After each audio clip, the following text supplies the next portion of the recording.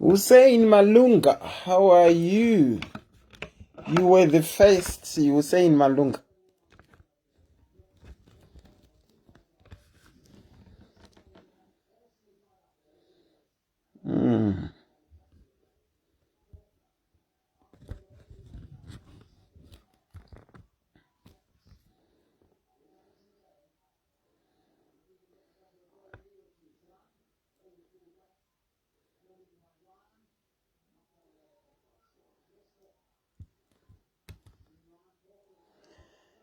Shumbares Fe, Laina Musariri, how are you?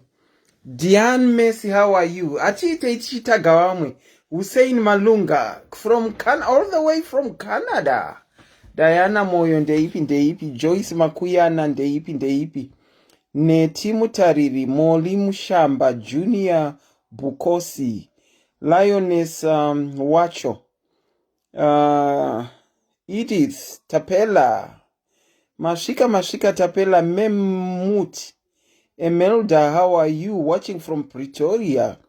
Fabe David, how are you? Salunko Mo, taurai muri tirakuona kuti inotora mukombe ndeipi. Maita Mutatenda, Julie Maiwe boys ndeipi. Itai mchitaga wenyu. We have yet another heated program tonight. Ivolata, how are you? Muchazo Ndida, Viola Gono ndeipi. Moli Maseko Mzembe ndeipi. Ruth ndeipi. Bridget Dola, how are you? Masquera say guys. How are you guys? Itai mchitaga wenyu. Maputo, Luluja Lunga, one of our greatest supporters from Mozambique, Maputo. How are you, Luluja? Lizima Kore, greetings to you. Tendai Magomo, Shana, Murisei Molima Seko, Ruth, how are you? Martha, how are you? Judith, how are you?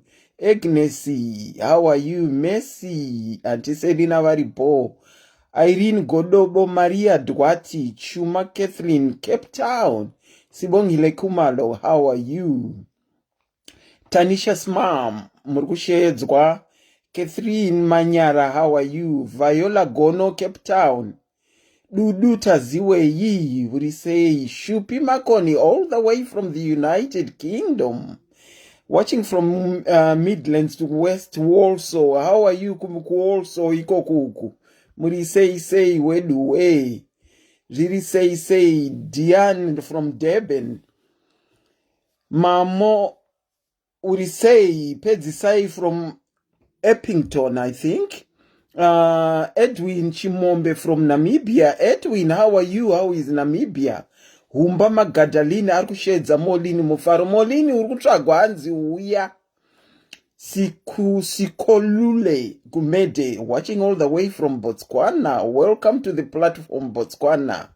Winnie, how are you? Confidence, how are you? Are you as confident as your name? Owe Tumoyo, how are you? Teresa Govu, Auntie Selina Varibo. Magabambare is watching from Afghanistan. Question mark inga Afghanistan here. Magabambare pane question mark ku Afghanistan. Konsichibaya, how are you? Betty Bap ndeipi Betty arikushedza Brian Ngozi hanzi uya Nyashaka. How are you? Lioness, how are you? Melody ndeipi Tendai Makado from Cape Town. Tariro Chidanda taskwera maskwerawo. Caroline Matsepo, South London. How are you? Kudzai KM, watching from Wolverhampton, the United Kingdom. Welcome to the house, Wolverhampton, United Kingdom. Molima Shamba, Caroline Mutamba, Murisei Weduwe. Nobim Kandla. Tinoku Kwazisai Pachirongwa Tapiwa Nemba Ware. How are you? Watching from, Argushedza, someone Ariku Borodale. Wheatbank, NG Nyandoro. Diane Messi Edmond. Selina Miripirisa Stawangu Urisei. Edith Ndeipi Charlie, how are you? NG Nyandoro, how are you? Shedzanai Weduwe. Moli Ashedza Primrose Baloi. Primrose Baloi, Urushedzwa. Betty Bapa shedza futi murozvi. Betty Bapa achiri kuripira mhosva dzake. Betty Bap is good at tagging people. Thank you so much, Betty Bap. Mary Robert, how are you? Pedzisai iflegre South Africa kai. Pamela Chikuni, how are you? Memphis Druke ndeipi shumirai. Babiana Chiedza Rumbi murisei guys. Tari Mary Magwenje ndeipi. Googletu utini Googletu utini Opa Marivadzi, how are you? Phyllis Muzenda ndeipi wedwe murisei guys, how are you? Monique Sanders watching all the way from Turkey. Did she say Turkey? Did I see Turkey? Anyway, welcome Monique Sanders. I hope your day was good. Ndeipi guys. Milka Mudzipurwa murisei. Hi Mami Sellers. Milka Mami is doing okay. Evelyn Tsitsi ndeipi. Talent ndeipi. Fines tapinda mapinda zveshua. Miracle my boys, how are you? My miracle Chiedza Jaka, how are you? Caroline Matamba zviri sei. Tafadzwa zviri sei. You are watching from all the way from New Zealand. Wow. Gladys Walani, how are you? Miluka shedza Hitha Marway. I haven't seen Hitha Marway for a while. I haven't seen Hitha Marway. In Violata, how are you? Knowledge Gwatidzo, Antiselina Varibo. Busisi Wesibanda, how are you? Lokada Mushi, how are you? Ndaona anti Fufu Soko vashedzwa futi. Yolisko Faith Mungoshi urisei. Shelter Maredza. LC Fungai Davis. LC, hi, greetings. How is Bulawayo LC? Kurisei Kuburuwayo. Sarah Nyati ndeipi. Emily Magwenzi, hi Auntie Selina. Hevo murisei. Rose Maria, how are you? Chiedza Jaka ndeipi. Tadiwa Nashe Mureza. Rebecca Mawarire, how are you? Betty Joao, thank you. Primrose Chindu. Kamudu. Tochitoita song yekumhoresa naka since we can't play songs anymore. Soki Mayfall. Rebecca Mawarire, how are you? How are you guys? How are you?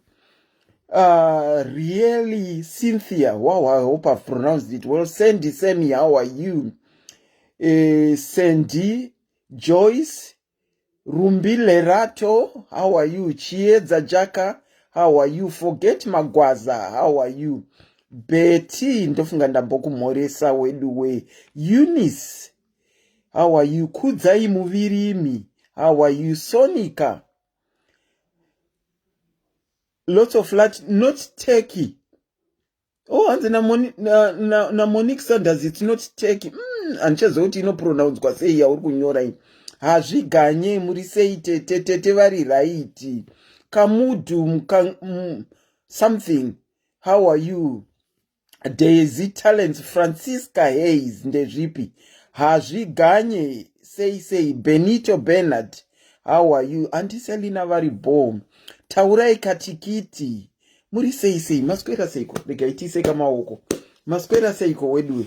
Mamboskwera sei. Maskwera sei. Wedwe madiaries maskwera sei. Takuda kukwana namba yacho kuti tinotanga. Takuda Beulah. Beulah senemi yako inonetsa kutaura pa live. Inonetsa vanhu vanovhunduka nesenemi yako Beulah.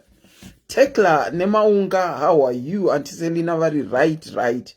Tetes chaivo watching ndiri kubasa hangu. Thank you for tuning in muri kubasa. Olivia ndeipi.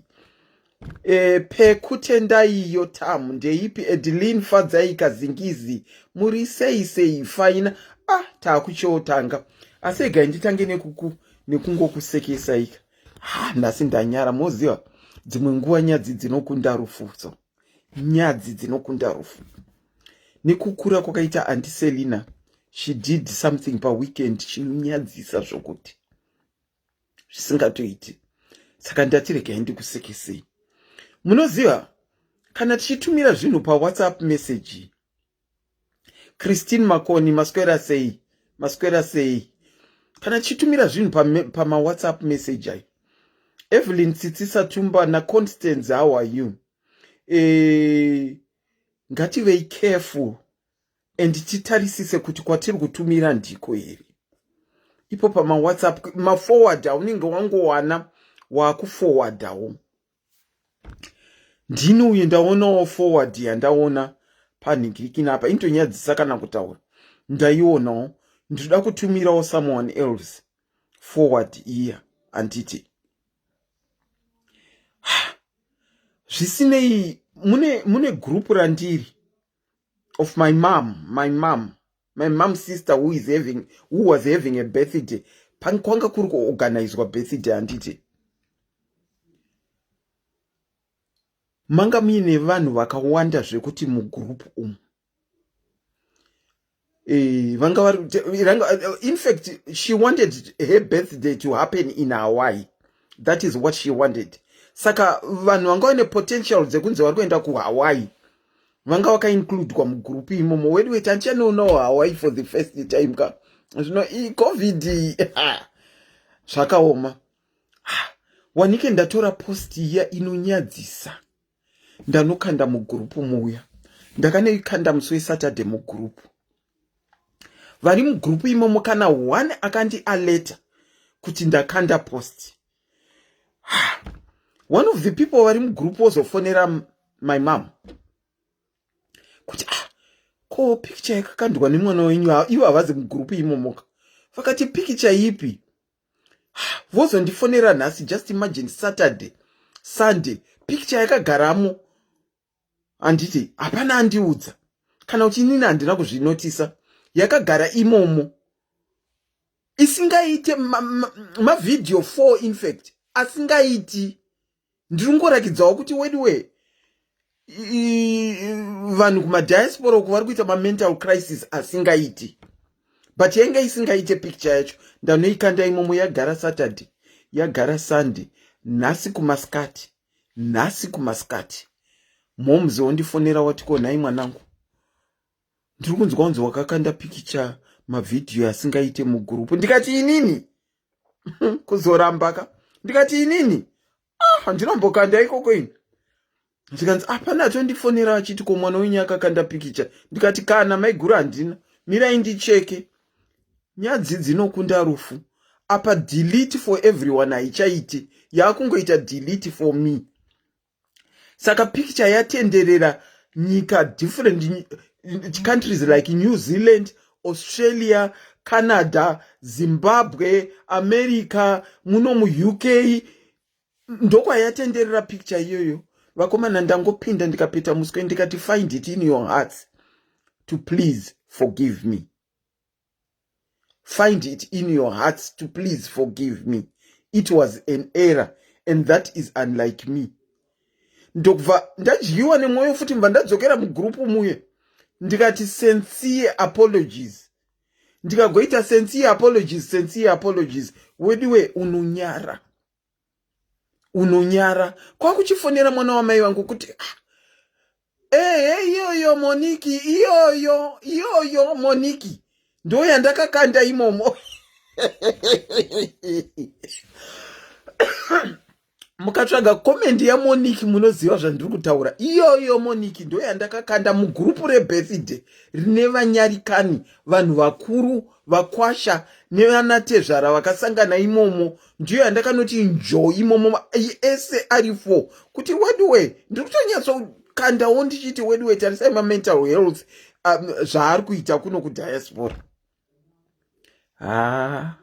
Moziva ndaswera ndadumbirwa. Ndaomerwa ndaswera ndadumbirwa.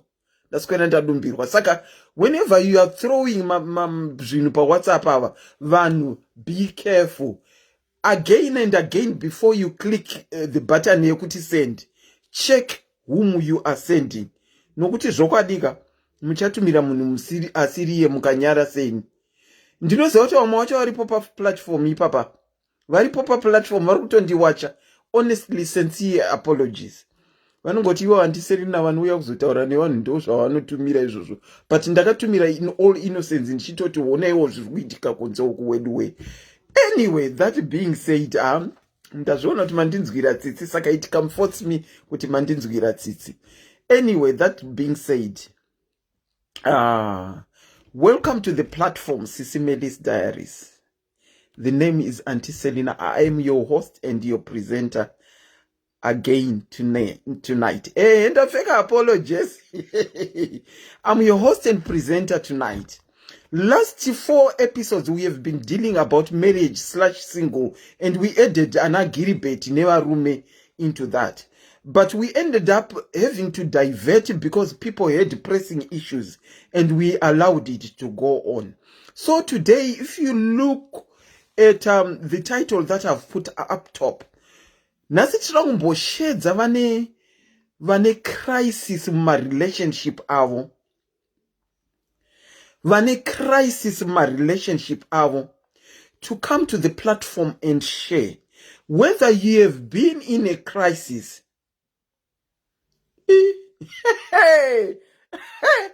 Hanzi ndiri kuona comment yaSIS MELLY apa. Hanzi ini ndakambokanda chiregai ndiregere kuita wakambokanda something mugroup rechechi. Hanzi ndikaita time ndisingaenda ikoko. Kana ikoko kugroup rebirthday muri kuti ndichadzokera anytime soon. Ndambocontemplate kuti ndo exita here. But ndaona kuti ndinzi ndino exita azviiti. Saka ndichamboita ngoita time ndisingakomende ikoko. Ndakangonyarara kuti zi. Anyway, let's go back to today. That aside, that is gone. Tangatane 4 episodes ichitaura married/single. At the end of the last episode, tikazo edera ana varume nema returned giribet soldiers.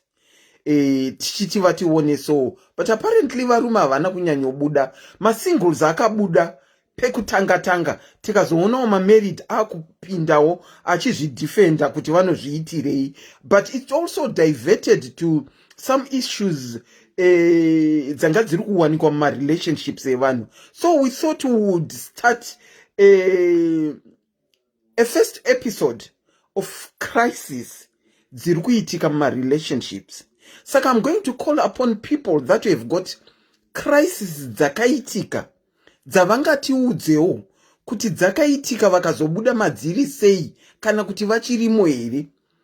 Varimo vachirimo mucrisis, whether murume kana kuti mukadzi.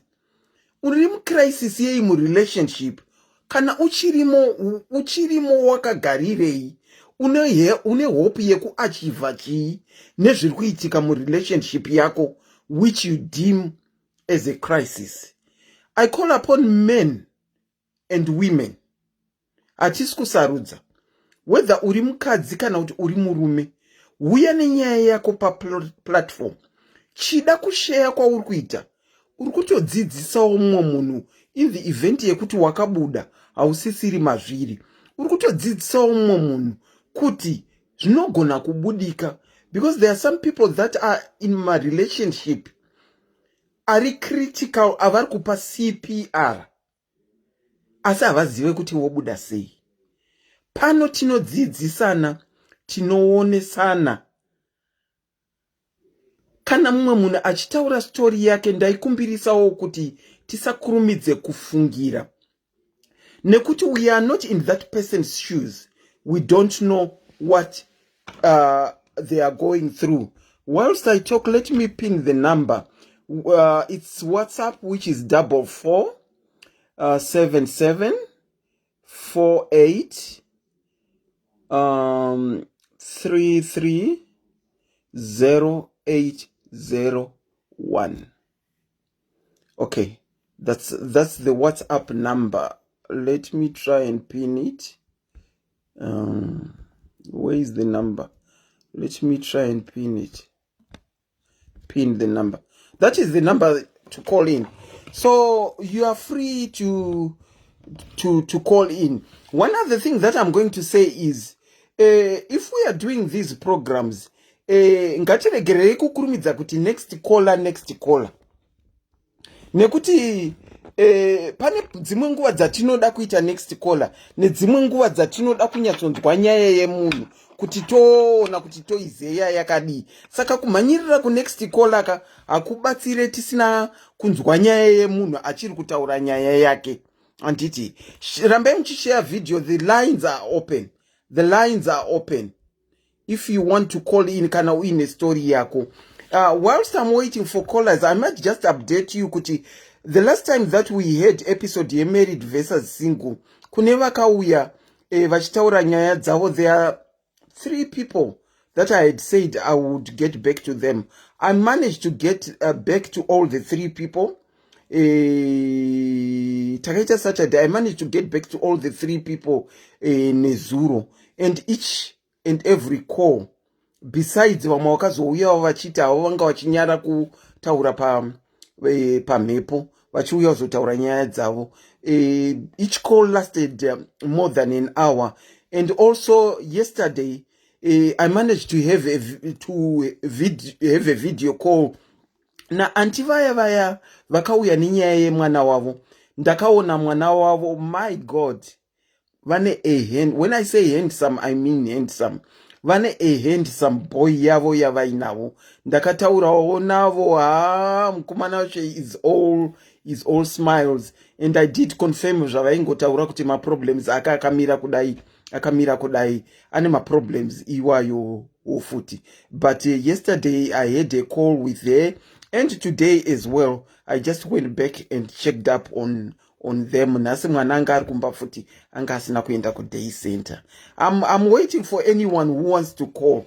Tinoziva kuti pakutanga panombotora time pasina kufonwa, asi kana dzakutanga kurira dzinenge dzakurira. Une zvakaitika mukati marriage yako here, kana kuti kubika mapoto kwako zvaunoconsider kuti iwo zvakaita crisis, especially on the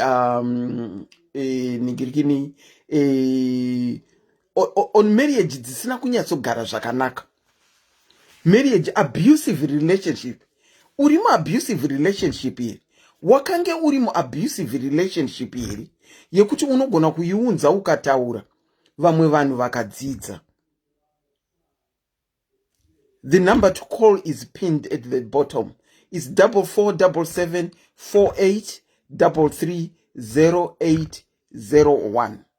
You can call in and we can discuss toonesana.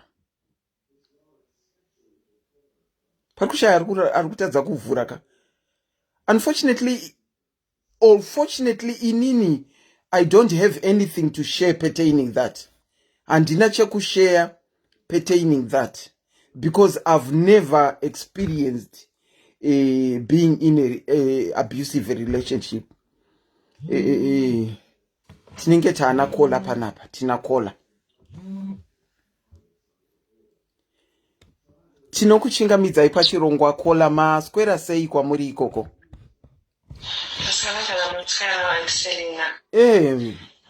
Makadini makambosanganawo nezvatiri kutaura nezvazvo here nasa?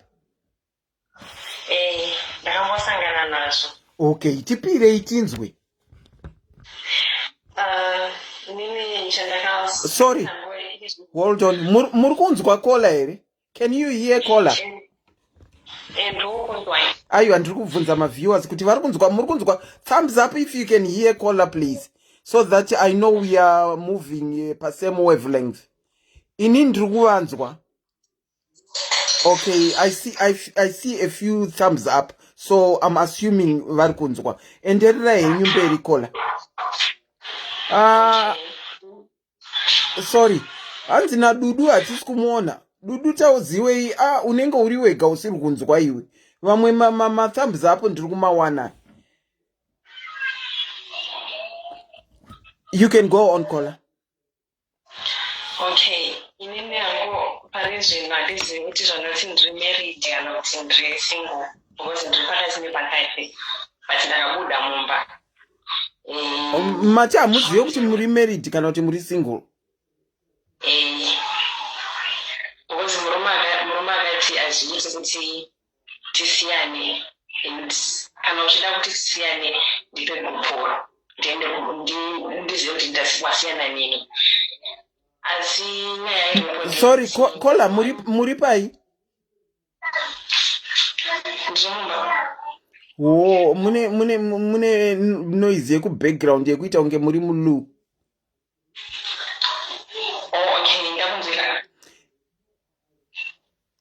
Taurai futi tinzwe. Murume aita mamuzi. Mune ma earphones here? Aiwa izina. Amuna. Okay, go on. Saka murume aita mamudzo. Aingouyari kana apinda mumamudzo. Ini ndichiita zvinhu zviri. Hapana chandaiti ndakanganisa. Like kubika ndaibika. Zvese ndaiita. Hapana ndaizama nepese pandinogona napo. Kuti zvona kuti ndizame kumufadza. Nekumupfugamira nekumupfugamira. But nguva yengoti mizhinji yasvika murume aingorova munhu from 100 to from 0 to 100 from 100 to 0. Okay. Saka mamudzi wayo aigona kuzongopedza kana zve3 weeks. Munhu akaita mamudzi. Mumba medu maingofariwa chete panenge pari pamandend chete. Ndo mazuva aifariwa chete. Kana kuti Kola. Hold on, muri pa speaker. Ndiri pa speaker. Much better now. Okay, makundinzwa. Much better now. Yeah, saka ndaizama nepese pandinogona napo. Zvese kunzi pfugama ndaipfugama ndichiita zvese. Ndichitoti dedhi kana chinge vapinda mumba zvese ndaiita. Asi munhu aingoti kana chinge apinda mamudzo ake aizongotanga kungobva ku100 yanenge akafara ongoti 0 kuita kana 3 weeks tisingataudzai. Okay. Tisingatombotaudzani zvachose. Saka ndakaona hangu kuti zvinenge zviri kundiri ndakatanga patinenge Kola, sorry, hold on, tinenge tine problem. I'm not sure kuti vanhu vari kutaura nekuti vamwe vari kuti muri pa loud speaker, vamwe volume inenge iri kuti kuwadzei vanhu nzeve. Mati zvaraiti kana tichitomboti wambotaura tinzwe. Sorry, ndabvisa pa loud speaker. Mabvisa, alright, imbotaura tinzwe. Saka ndonyaya ndakabudira ngwembo because ndanga ndazama kumunyengerera. Ndaitoti kana akatsamwa nezviya ndomubvunza kunaitete matsamwei ko chichiri kuitika. Ndakutadzira pane pandakanganisa here. But munhu aiza kwanisa kubuda pachena. Kana mumba communication chaimu manga musina communication tai. Ndaizama nepese panogona napo kuti nai murume wangu uko tadi kutaura zvinhu kana kuti kana pane maplans aripo hapana plan yataiita tiri tese. Inini ndini ndega ndaingoplana kuti zvinoti mumba muda kudyiwa, mumba muda kuitwa sei. Kana chinge abhadhira rent aita zvake ndiye chaita. Saka munhu akazopedzisira andichinja inini.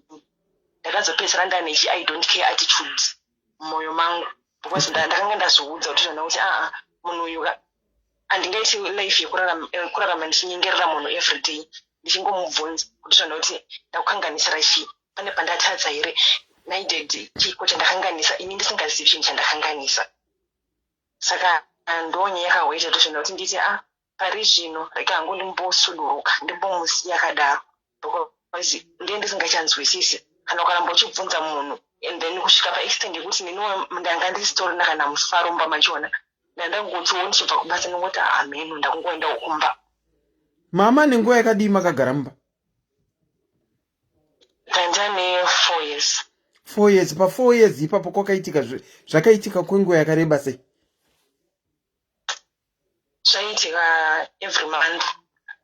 Kuti 4 years dzese dzandakagara imomo zvaiitika. Saka pa 4 years yemarriage yenyu yese aigara akakwindimara? Takadanana for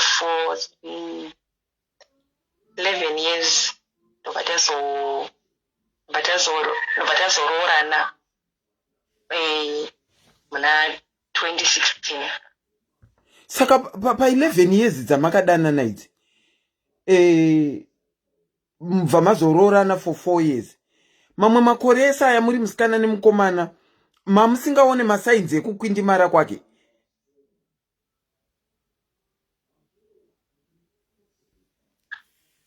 Kola.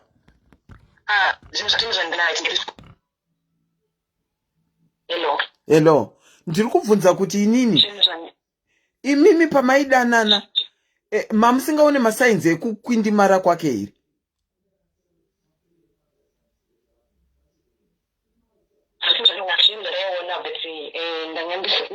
senge munhu ndandisingagari naye ndanga ndisina datsinye kuti maybe ndozvaachaita kana tichinge tapinda mumba ndaingoti maybe tichapera wosaka maito zvinokananzi aizviita every time Lucy Moro ndaingozvionawo apo neapo wosaka maitozviona henyu? ndakambozviona ndikatomboudzawo fina nekumba kwako ndozvanoita but senge munhu unenge uchida munhu ndakangotiwo maybe achachinja kana tichinge tamumba masainzi anga atoripo but indi ndakadhisaidha hangu kudi aignora. wosaka makapinda muchitomaziva henyu madhisaidha kumaignora ende matomboudzwa nevanhu vekumba kwavo kuti ndo zvaari? But ndanga ndisinganyatso kuzviona because ndandisingagari naye because nguva dzachona dzandikasvikawo ndaigonozongosvika ndongonzi munhu anga akakwindimara and then ndisingazivi kana ndikatanga kutaura naye obatanga kutaura nini. Saka ini zvaindinetsa zvinoti kana muchiti munhu akakwindimara neakakwindimara pai because ini kana nditaura naye andingachitaura nei. Saka aizvivanza ndonga aizvivanza pesapa ndobva azvavazozobuda pachena pandakapinda mumba ndopandakazonyatsotanga kuona kuti uyu ndo hunhu hwemunhu chaiwo chaiwo ari kutoindiitira. Kola, I am not getting you. Maiti maizviona here and there, that is what you said. Muchiri kudanana, am I correct? Noti zvakawandisa but apo neapo maybe kana kuti ka1 kana kuti ka2 maybe mu11 years dzatakadana nedzodzo maybe ka2 kana ka3 ndakazviona kuti zvinoti pane dzimwe nguva dzanongoti kana ukada kumutaudza aingonyarara. Imo mukudanana imomo? Okay, mukagoudzwa nehama dzake kuti ndo zvaari anongokwindimara? Hama dzake manje dzaitotaura dzainyatsotondiudza but ini. Hello Kola. Okay, saka let's conclude kuti manhingirikini ma-red flags ekukwindimara akange aripo musati matopinda mumarriage. But imimi nekuda munhu makadhisaidha kupinda mumarriage muchiziva zvamakange maudzwa uye zvamakange maona several times muchiti achachinja. Kola, let's say okay, ndirango kubvunza you. Let's say tatora leopard tikaipinza mucage. Handiti leopard munoziva mavara ainayo. Tikaipinza mucage tikaivharira imomo mavara anochinja. Chinji asi andiselina ndinozati zvona unongosara unatsokuzviona since unongosati wakugara nemunhu handi unongosati unyatsozviona kuti uhu ndo hunhu hwemunhu hwaachazondiitira kana tichinge tamumba. Ndaingongoti kana tichinge tamumba zvese zvinenge zvitoripo ndozvandaifunga inini. Okay, saka 4 years dzamakapinda mumarriage makambotoona yatopikerere ikatogozoita worse than before? Handidi kunyepa, handina kana 1 day randakambofila kuti zvinoti ndakapedzisira ndisina kana chero ike zvino handina kana rudo mumwoyo mangu chamu ndakabuda handina kana chinonzi rudo chero feeling yekutozodonana nemumwe murume haitombori mumwoyo mangu nezvandakaitirwa. Okay, saka last straw yakazokuburitsai mumba ndeyei? Yemamunzi oyo munhu akaita zvake ameno kana kuti 6 weeks ingori ndeipi uri sei ndizvozvo tingodarikana ndikazosvika pakugara ndikafunga kuti asi ndiri kuitei chichandiri kuita. Ndakagara nemunhu haakwanisi kutaura neni, anongotaura paanenge achida achiita zvaanenge achida iye panguva dzaanenge achida. Saka ini zvakazosvika pakundibata, zvakasvika pakundidzimba ndikati ndikanimbomumusiya maybe kana achinge azonyatsokusara ega ari bachura ombodzokera mugota maybe achaona kuti zvona kuti maybe achaona kuti ndakakosha kwaari because kwaari ndakazvitora sekunge handina kukosha necommunication yanga isipo futi hapana kana chataironga mumba asi Lula munofanira kumborongawo Lula yaive moyo handiselina pane kunonzi kuita lula kwekungoti munhu anongoti bvanganyu and then zvatoperera ipapo handikwanisa hangu kutaura zvakawanda because ndozotizvona kuti mune hama dzangu dzakawanda mucomment section yaingove bvanganyu zvotobva zvapera pasina kana romance kana kuti zviya zvegwabvu zviya zvekungo zvekuti unosara uchinzwa kuti hapana chaitika kuti ndarumiwa kana riri zamo iri ndarumiwa instead yekuti munhu anyatsorisvisvina zvakanaka so saka makazobuda mukati ngatimbosiyana ipaya ndimboona kuti pamwe zvinochinja here makazombodzokera here kubvira makabuda pamakabuda ipapo handina hamuna saka maane nguva yakadii mabuda ndane 1 year munombotaura mese unofona mune vana vangani 1 saka kana achifona mune muchitaura dzei ndopa mwana uchataure naye mwana wenyu ane makore mangani ane 2 years saka vanotenga uchitotaura nyaya yababa nemwana hapana kumbotaura anenge enda kutaura neni but ine handikwanisi you are that put off at the moment handina kana feeling iri pandiri kana kuti ndikumbofunga kuti zvinoti maybe pane zvichazoitika handina kana ndakasviba mwoyo kusvika pekupedzisira ende muri kuti muupenyu hwangu mabva masviba kuvarume vese at the moment wow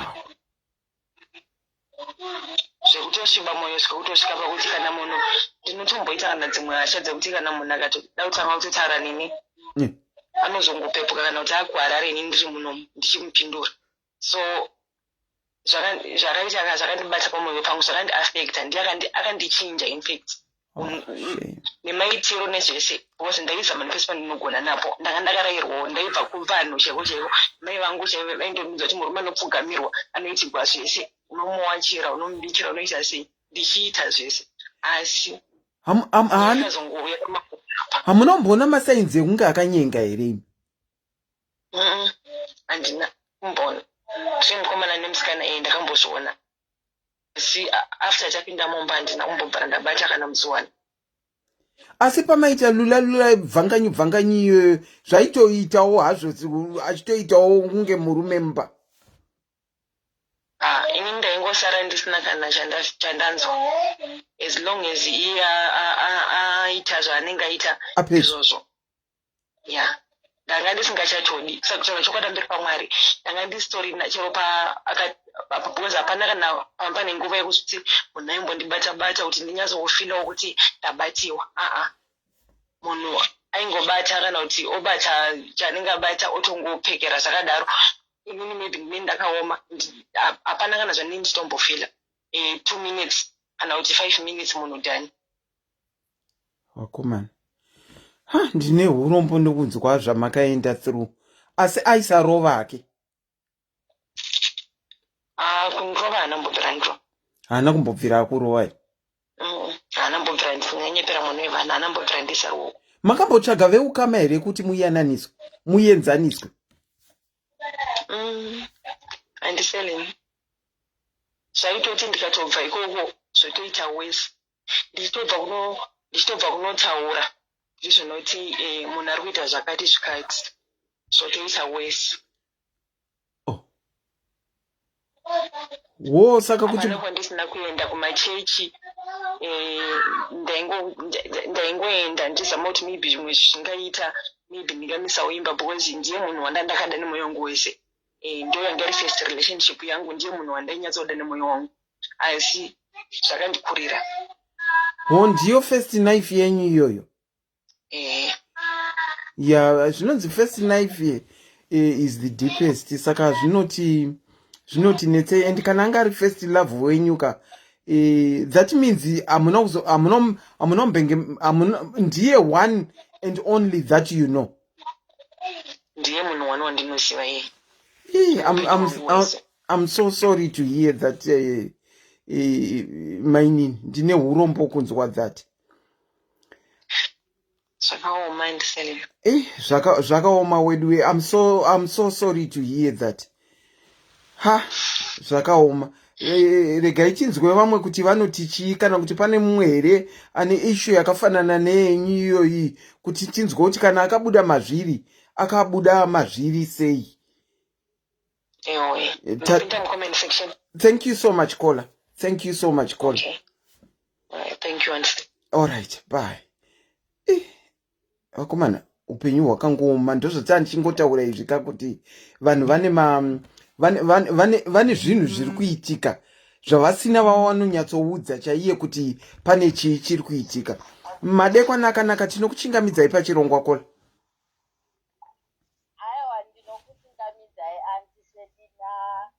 Nemadhayaris ese ndikungoti makadii family tiripo. Mune relationship yenyu yamakamboita here yakaita crisis? Aiwa, ndangofunga hangu uya uzongomirira zvangu masingle parents vakabuda. Andiselina handiti muri kuona anti vabva mukutaura olabva mukutaura. Zhinji vacho they go through that vanenge vachitopinda marriage achifunga kuti ndiri kunovaka imba, but at the same time zvinhu zvozonochinja kumberi. Ende muri mukomana nemusikana hatibvi kuti munenge muchitowirirana, muchitotaurirana, muchitoplana, muchitove nevision yenyu yamunenge muinayo yekuti kana kuzoroorana tichadai. But kana amese zvozopanduka zvaakutoita munhu aakutoita kunge garinya mumba imomo. Handiti muri kuona andi. Saka ndozvimwe zvezvo. Ende vamwe vacho vanoroora vaine masecrets avanenge vainawo. Ekuti anenge akudisclose kumunhu waari kuroora kuti inini ndakamira ndakadai. Saka muri kuti apa murume uyu ana mainini vabva mukutaura pamwe anga ane muchida anga ane masecrets aanga anawo. Kana kuti anogona kunge anga ari mwana uye wekuti anga ari vatinoti mamamas baby wekuti anenge achikontrolwa nevabereki. Uraiti. Nana wekuti haana chaanogona kuzviitira. Akamira ega semurume. Uraiti. Ende nechimwe chinhu chekuti vazhinji vavo vanozoroora. Mukatarisa vakomana vazhinji vamwe vacho vana vekuti anogona kunge akakura asina father figure inomouda. Ichimuratidza kwawakuenda mawakupinda marriage unodai kumukadzi. Ndo zvinoitwa. Anenge asina kukura aine that guidance nekumoudwa in that way. Asi anti munoziva kuti unogona kuita guidance yaticha wemaths munhingirikini. Inini ndakagara muupenyu ndine problem yenhingirikini yemaths. Unogona kuita guidance yaticha wemaths asi iwe uri dofo hako zvekuti ukapiwa equation yawakambodzidziswa kana kuskuru uku unoitadza chaizvo. Moziva kuti zvinogona kuitika izvozvo? I know zvinoitika, but sevana vakomana, especially vana vakomana ndo vanoaffectika vekuti vamwe vanenge vakakura vainana baba vari abusive. Saka iye manje kuti achizoroora mukadzi achizokwanisa kumubata eze semukadzi wake semunhu waanoda, it can't. Nhai kola ana baba chete ndo vari abusive here? Even kunana mai variko, but tinoona vana vazhinji vakomana vanowanzozviita. inyaya yekuti anenge akazviona kuna baba vake kana kuti akaafekteka nezvinenge zvakaitwa nababa vake ari mudiki. So kuti iye achizodzidza manje kuti mukadzi ndinodai haazvigoni. Alright. Okay, ndinodavira kuti varume vacho vari kuzvinzwa kuitira kuti vasabudewo mudzimba kuti vana vavo vakure vaine nhingirikini, vaine guidance. Maita basa Kola. Handiti kanti, thank you so much. Ende chimwe chinhu chandai zvaibvira chadai kukumbirisa ivo vanowanzoita ma-men's conference kuti pavanoitwa ma-men's conference dai vachizotorawo nevana ava vechidiki vanenge vakaroora vachizovadzidzisa kuti mudzimba mamurumu munodai. Mubvunzo ndokuti vana vacho vanoda here? Mune imwe foni iri kubackground. Mubvunzo ndokuti vana vacho vanoda here kuenda kuma-men's conference kwacho, nekuti havangasungirirwe kunzi handeika kuma-men's conference.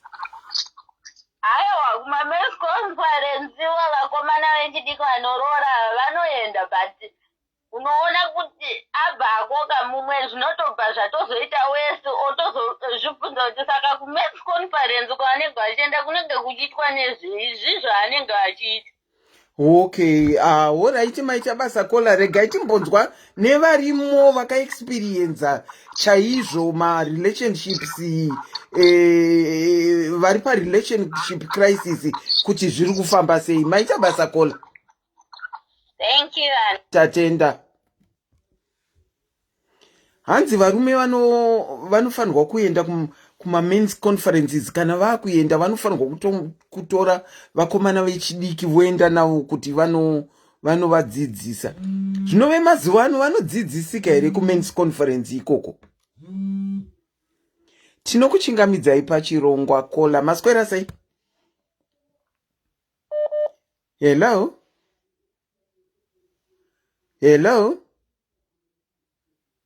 Kola, ndiri kuona kuti muripo. Hello? Havasi kudaira, but iri kuindiketa kuti varipo. Iri kuindiketa kuti varipo, asi havasi kudaira. Regai nditore ava vandambokata. Vadzoka futi, regai tinzwe. Kola, tinokuchingamidzai pachirongwa. Maswera sei? Hello, maswera sei antiselina? Taswera maswerawo. Murimo here mucrisis kana kuti makambenge murimo mucrisis? Inini antiselina handisati ndanyatsoziva nekuti ndakabvawo kuroorwa manje apa, but pane zvinhu zviri kuitika zvandisiri kunzwisisa. Ndiri kunzwa kutya. Kana mati manje ndimanje warini manje? Wegore rino iri handina kana 6 months. Hamuna kana 6 months muri momba, asi pane zvamakutopika? Pane zvandakutopika, ende munoziva nyaya, inini murume wangu munhu uya wekuti munhu akanyarara. Handiti. Saka mumhuri mavanongozivikanwa kuti munhu akanyarara. Okay. Asi mukunyarara ikoko inini mazuva ano I cannot say the same. Nekuti kana achitaura nenini ndinoona kamwe kaurifrafu kaainako so kaasingaitiri vamwe vanhu, handiti.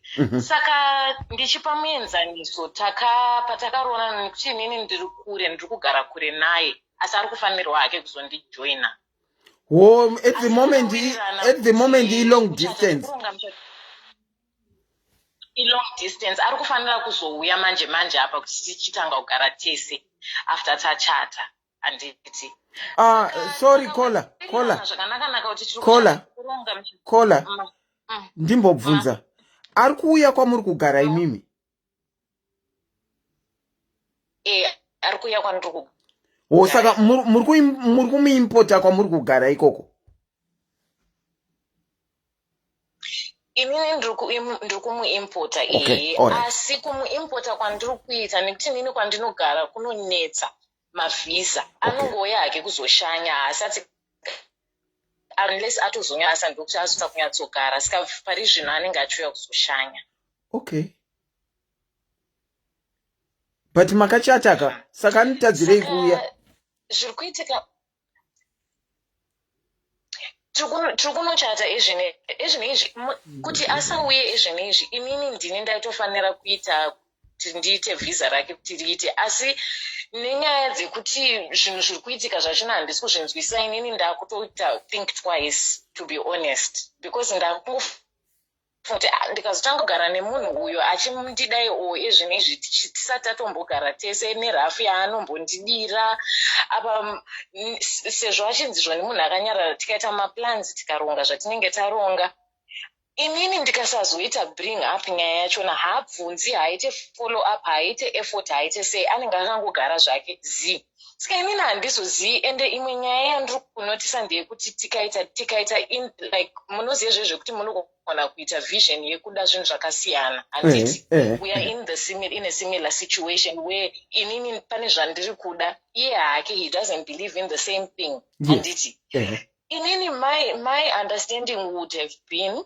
kuti kana you know we are married now saka kana ndikaita inini zvandinenge ndichida kuita zvekuti iye hake he doesn't need to do zvinhu zvaasingade kuita but handi unosapotawo mumwe wako kuti you know this is vision yako ndokusapota hapana zvakadaro antiselina zvekuti ndakutanga kufunga because for me is the bigger picture kuti oright kana tikatanga takadaiwo saka zvinoreva kuti upenyu hwangu hwese kana ndikada kuita something chekuti iye haachifarire kana kuti haachibhelieve in kana kuti chii zvinoreva kuti ndomira ndega haana kana support yaanondipa be it moral support be it emotional support financial support chaiyo ende tichiri kutanga zvinhu zvandiri kupika hangu izvinezvi ndasati akutombogara tese saka inini mumwoyo mangu inini ndakutya to be honest with you at this particular point nditori nefear chaiyo yekuti ndikazotanga kunzi ndaita vana handisi kutomboda kuita vana kuti nditange ndamboona kuti chii chichaitika because ndakutya saka handizivi kuti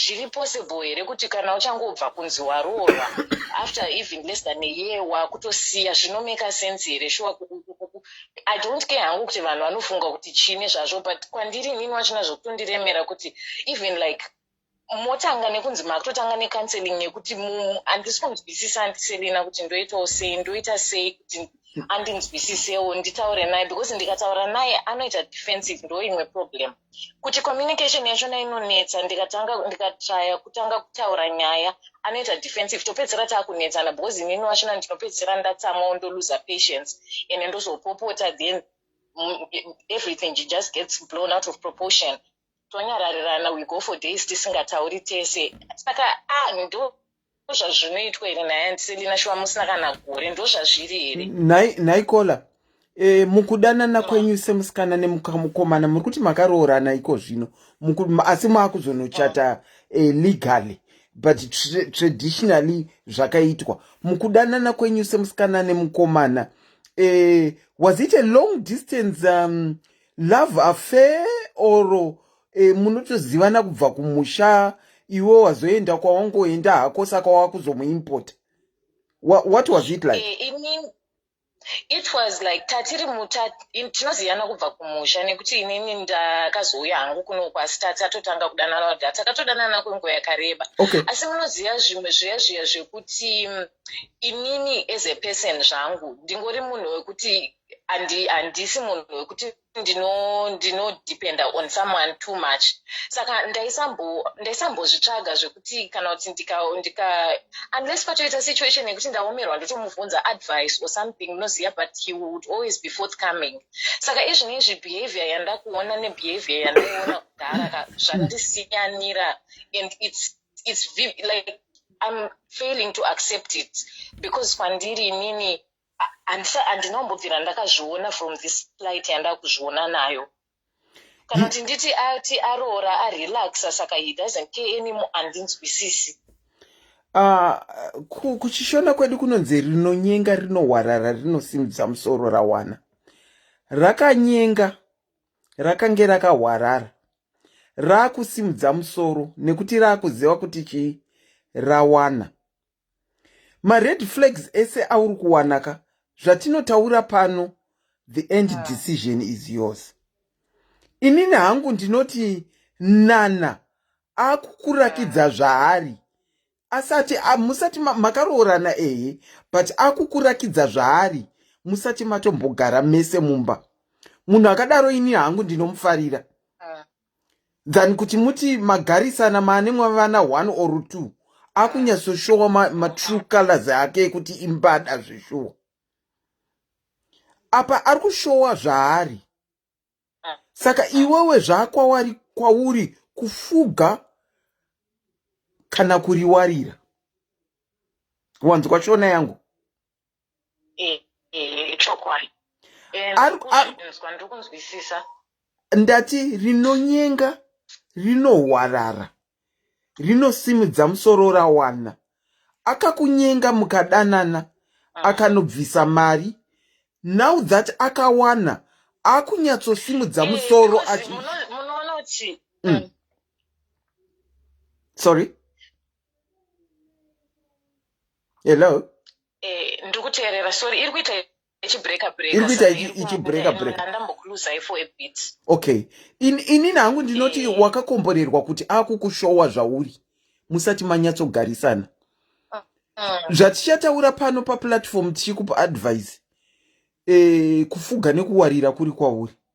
Zvakwauri. Asi kana uine ma-red flags ari kutokunetsa iwewe, you have every right to be concerned.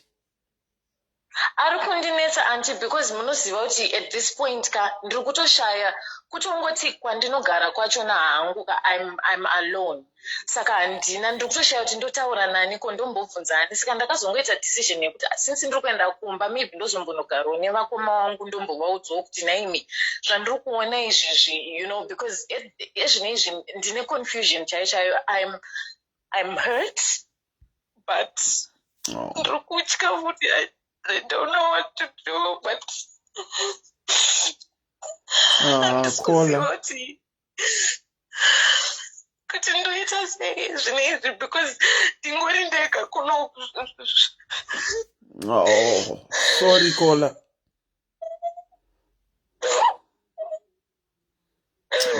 Sorry.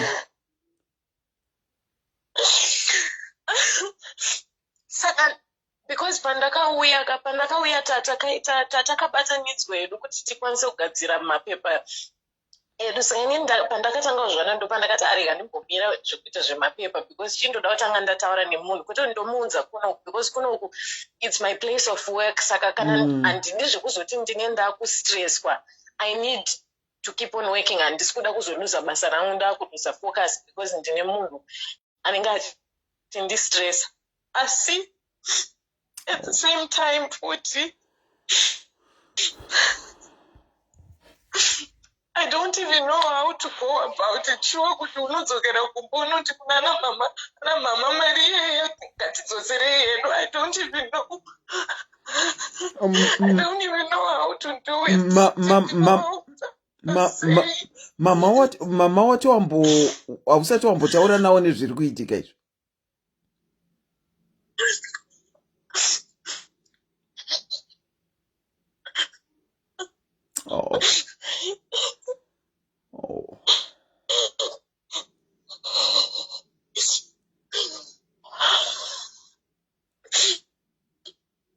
Sorry Kola.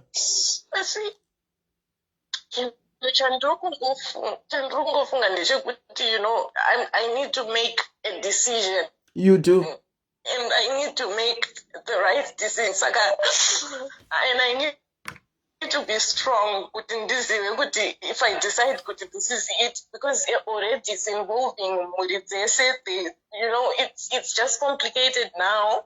But all these moves.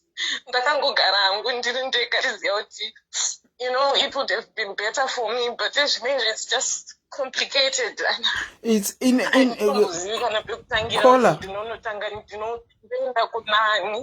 Kola, in as complicated as it is, I think you should thank God that you have seen it.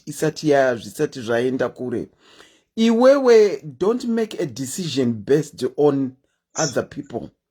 Make a decision based on yourself. You know, in our culture, we have got a problem whereby we are driven to make decisions based on kuti vabereki vakatambira mari, saka azviite kuti ndiiregere, I should go on with zvandakatanga, which is totally wrong, because wapika ma red flags ari kutokunetsa, ari kutokupa kuti uburitse misodzi iko zvino. But at the same time, you are now concerned about what vabereki or hama in both families would say, because imi muri vaviri ndimi makavaunza together. You need to make decisions based on you that brings happiness to you. Don't be driven to go into it knowing kuti you are doing it kufadza vanhu. Ukangoita uchifadza vanhu chete, it might get worse. Ndo mafungiro angu. Handisi kuti tora mafungiro angu ini. Une makore mangani Kola? Maji? Une makore mangani? 30. Mune 30. Saka muri kuenda kumusha zvari? 30. Muri kuenda kumusha zvari? Tukwenda in kupera kwa September. I think in a month or so, yeah. Ndo pauri kuenda kunochata? Ndo pandokuenda kunochata. Asi muchato uyu wanga watongowo muchato wekuti takutoita hedu celebration because takatobatanidzwa. Makatobatanidzwa mukatosaina marriage kudhara? Tikatosaina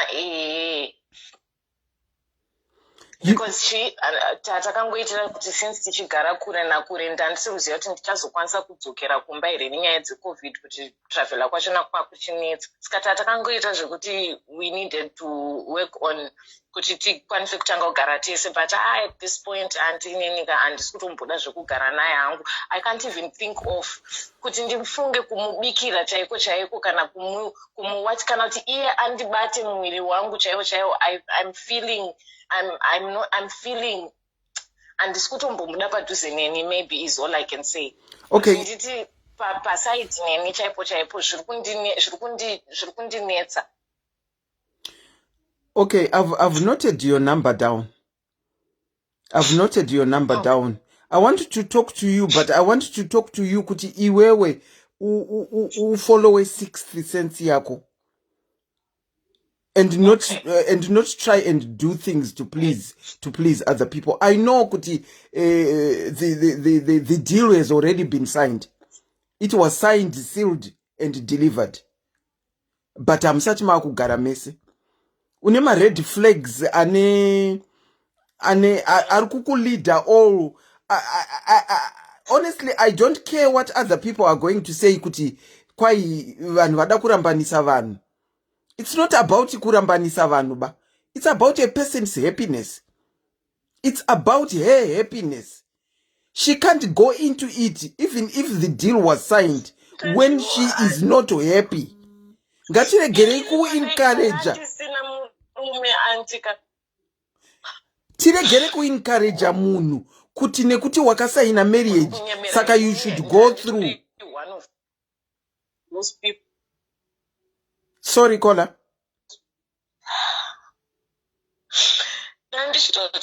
Because even ndinotanga kufunga kuti when I was single ndaitozviraramira life yangu ndandisina kana stress nemunhu kana kuti chii. Munoziva inini handina dependence syndrome yekuti ndoti I need a man in my life to be happy. I was happy nditori ndega. Saka izvi ndotanga kufunga kuti naimi saka did I give up my happiness for the really, is it worth it? Kuti ndingonzi ndarorwa zviri kundiremera anti zviri kundi it's just bothering me. Zviri kundinetsa nekuti ipapapa munhu anenge asati ambopedza kuroora, but I'm thinking hangu kuti asati apedza let me just sign out. Okay, I've taken your number. Let's talk kumashure, so that you said you are going in September, so that even if you go, you go wameka decision yako and you go uchiziva zvauri kuda kunotaura iwewe. But all I can say is when we are live, when you make your decision, make a decision that makes you happy. Because it's not everyone else who will be there to entertain zichange zvichiitika zvauri kuona. It will be you. So it's up to you to make a decision. Zvekuda kuforowa maculture yekuti unozotinyadzisa, vanhu vanozoti chii, family yacho imwe inozoti chii. Even if it means kuti kana vachitidzorera mari dzavo, unounganidza mari dzodzoserwadzo than kupinda into something chaunozoregret. Iyo uri kutoona kuti chinhu ichi hachisi kutoita, and then you decide to go on. What you can do is, have you got a pen, Paduze? Again, the check, I think I do. So that I can give you my official phone number. Unayo. My number is 44. And 44. Please, varikukora number yandiri kukola iyoka. If you call on that number, it's I'm on live on that phone. Saka mukakola iyoyo inotogona kundiisa pa hold. The number, if you want to call, is pinned at the bottom. The number to call is pinned at the bottom. My number is 44 79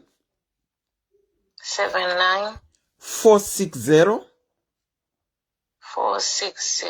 73 586. 586. Okay. All right. Okay. What you can do is WhatsApp me with the word September, so that I know whom I'm talking to.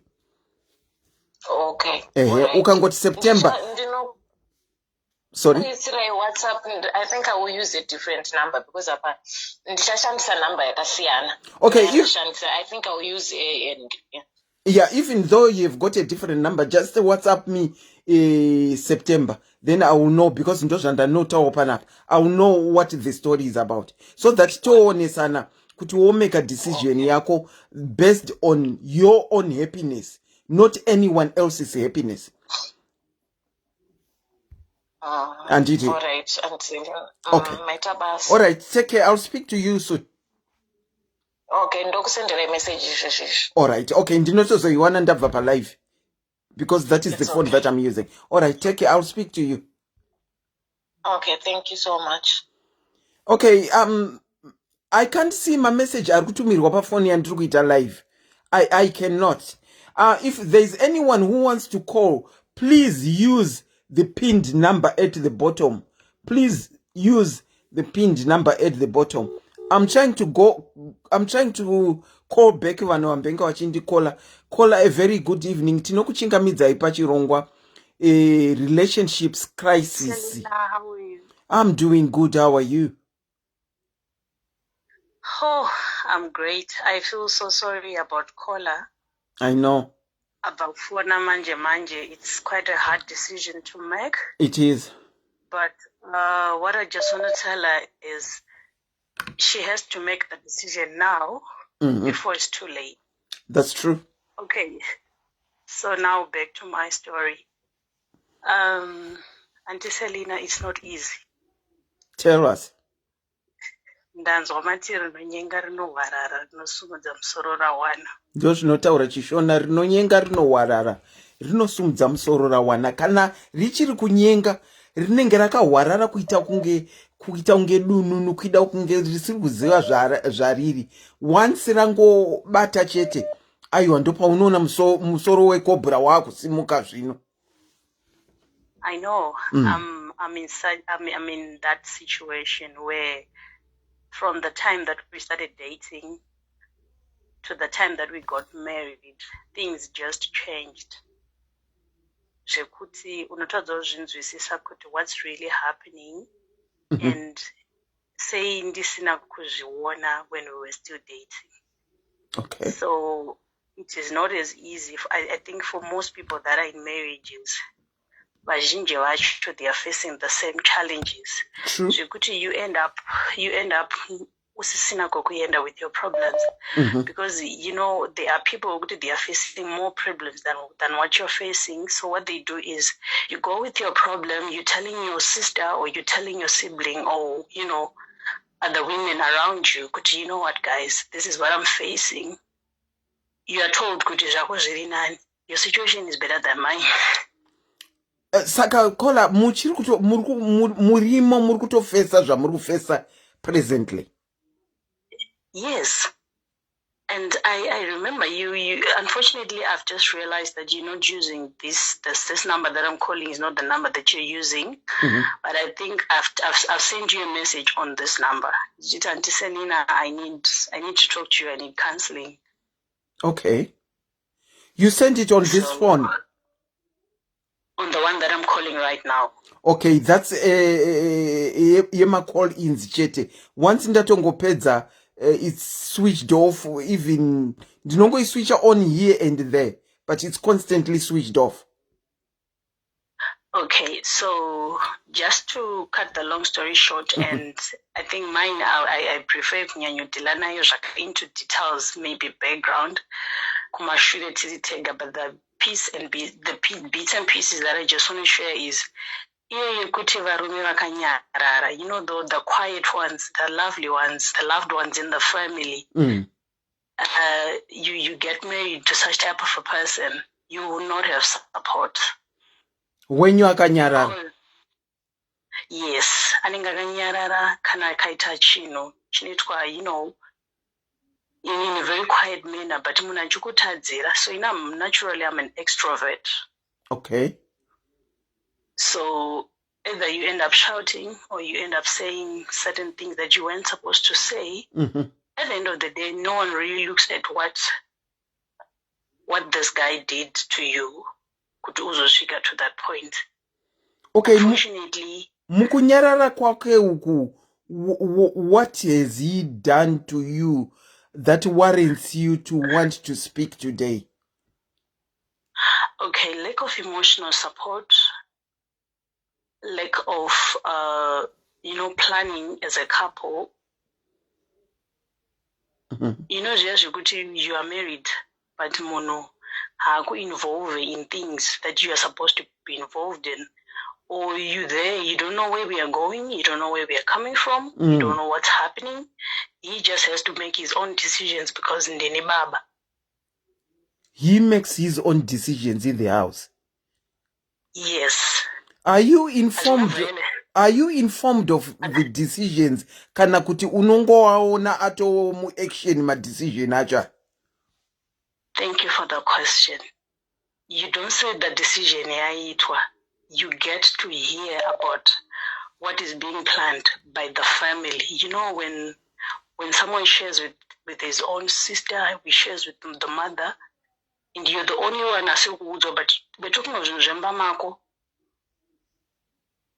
Wow. So either you hear the plans either over the phone, or you know, when you stay with someone like that, you end up what detective. Makuchaita detective ye the next move iri kuplanwa yamusingatozivi.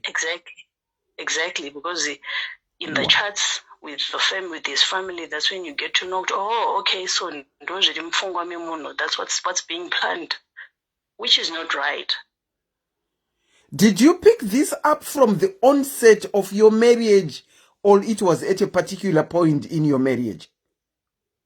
Okay, now with me, I picked it after I got married, just like Kola, but when I was planning the wedding. So I could realize Ina was having a lot of fights with the in-laws and the other family. But remember, the decisions that everyone else is putting on the table were actually his decisions. But Iyaninga is if he was never part of the plan. And you get to hear the decisions from the relatives. So by then I was very naive. I didn't realize that's what was happening. Okay. Only now that I'm married, that's when I'm realizing, even prior, I think this guy was behind everything. Wow, how long have you been married? 5 years now. So we can safely say throughout the 5 years that you have been married, that has been the norm of kuti madecision unomanzwira ku his family side. Yes.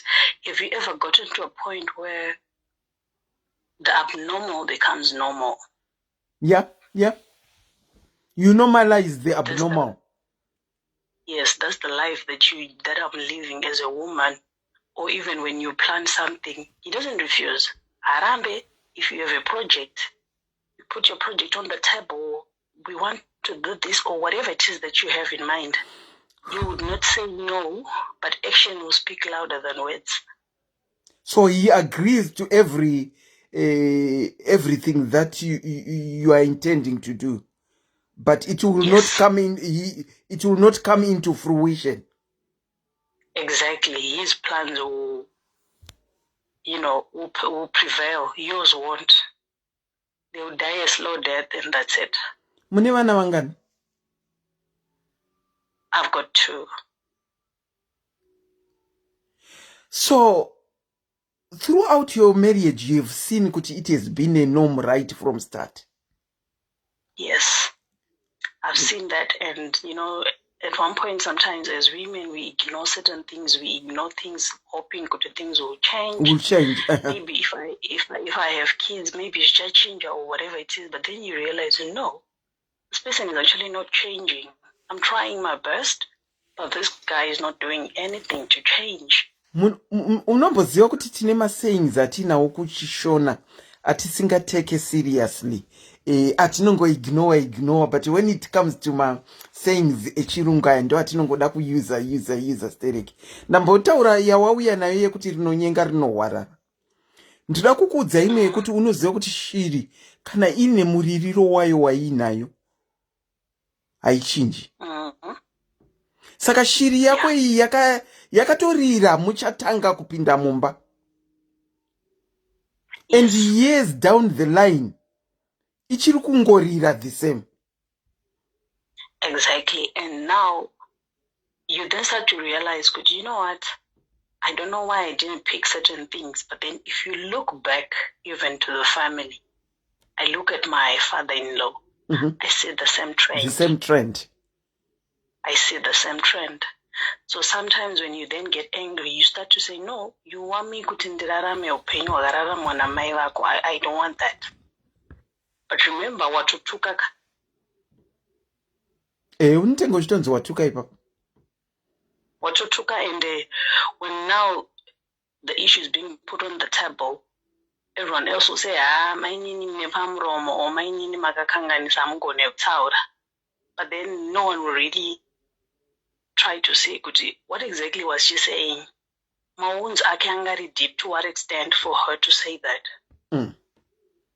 So you can imagine, antiselina mimpa mlipo pomurora wenyu, orara masene lifestyle ya makararama. It is in this day and age.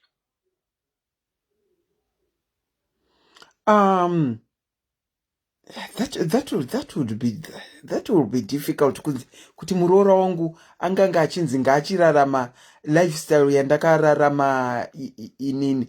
You know, we have to reach a point whereby zvimwe zvinhu we need to cut them off. My generational behaviors need to be cut off. We should reach a point whereby we cut them off. Now that you now know kuti zviri kutobva kuna baba zvauya kwaari nema years amagara mumarriage, what's your heart or what's your brain telling you? And that's where the question is now. You ask yourself, what should I do? Should I leave? Because sometimes you think, okay, if I talk to this guy, maybe I will talk sense into him. But then you get to a point where you realize, no, Okay, so what's your action plan given all that you have said to me? What are you thinking? What are you feeling? To be very honest, for now, I really need counseling. That's why I came to your inbox, because unenge uchifungidzira kuti okay, what if I'm making a mistake? You get to a point where you don't trust your decisions anymore. Okay.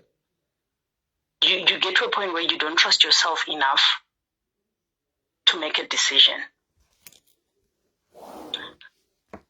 And I've just realized that for so long, you'll be taking the blame. I'll give you a perfect example. There's this other holiday that we planned as a family. So we were supposed to go somewhere with his cousins and their wives and, his other brothers and their wives. So because munanenga nikaoneka kwake kuti iye anongo take a decision yataurwa kumba nevamwe other siblings. We planned our trip. We came to Zimbabwe. We were supposed to go to that area, right? So all of a sudden I started hearing about, no, it's not worth it. Why don't you guys go to Thailand? Which means he's discussing about my holiday plans with his family, not with you. So, yes, so we ended up not going. Everyone else who came in, the ones that came in, they went to we were supposed to go to Nyanga. They went to Nyanga with their kids and whatnot, but because he had discussed other siblings and he had discussed with the mom, and I'm sure for whatever reason, mom was against it. So it was discussed, and then it was like, no, I think it's better. Thailand is better than spending money in Nyanga. Kola, don't you think both of you need counseling? Not only you, both of you. We have tried it. Oh, you have once, tried. Though maybe we can try it the next time, but we tried it once. We went for a couple of sessions, and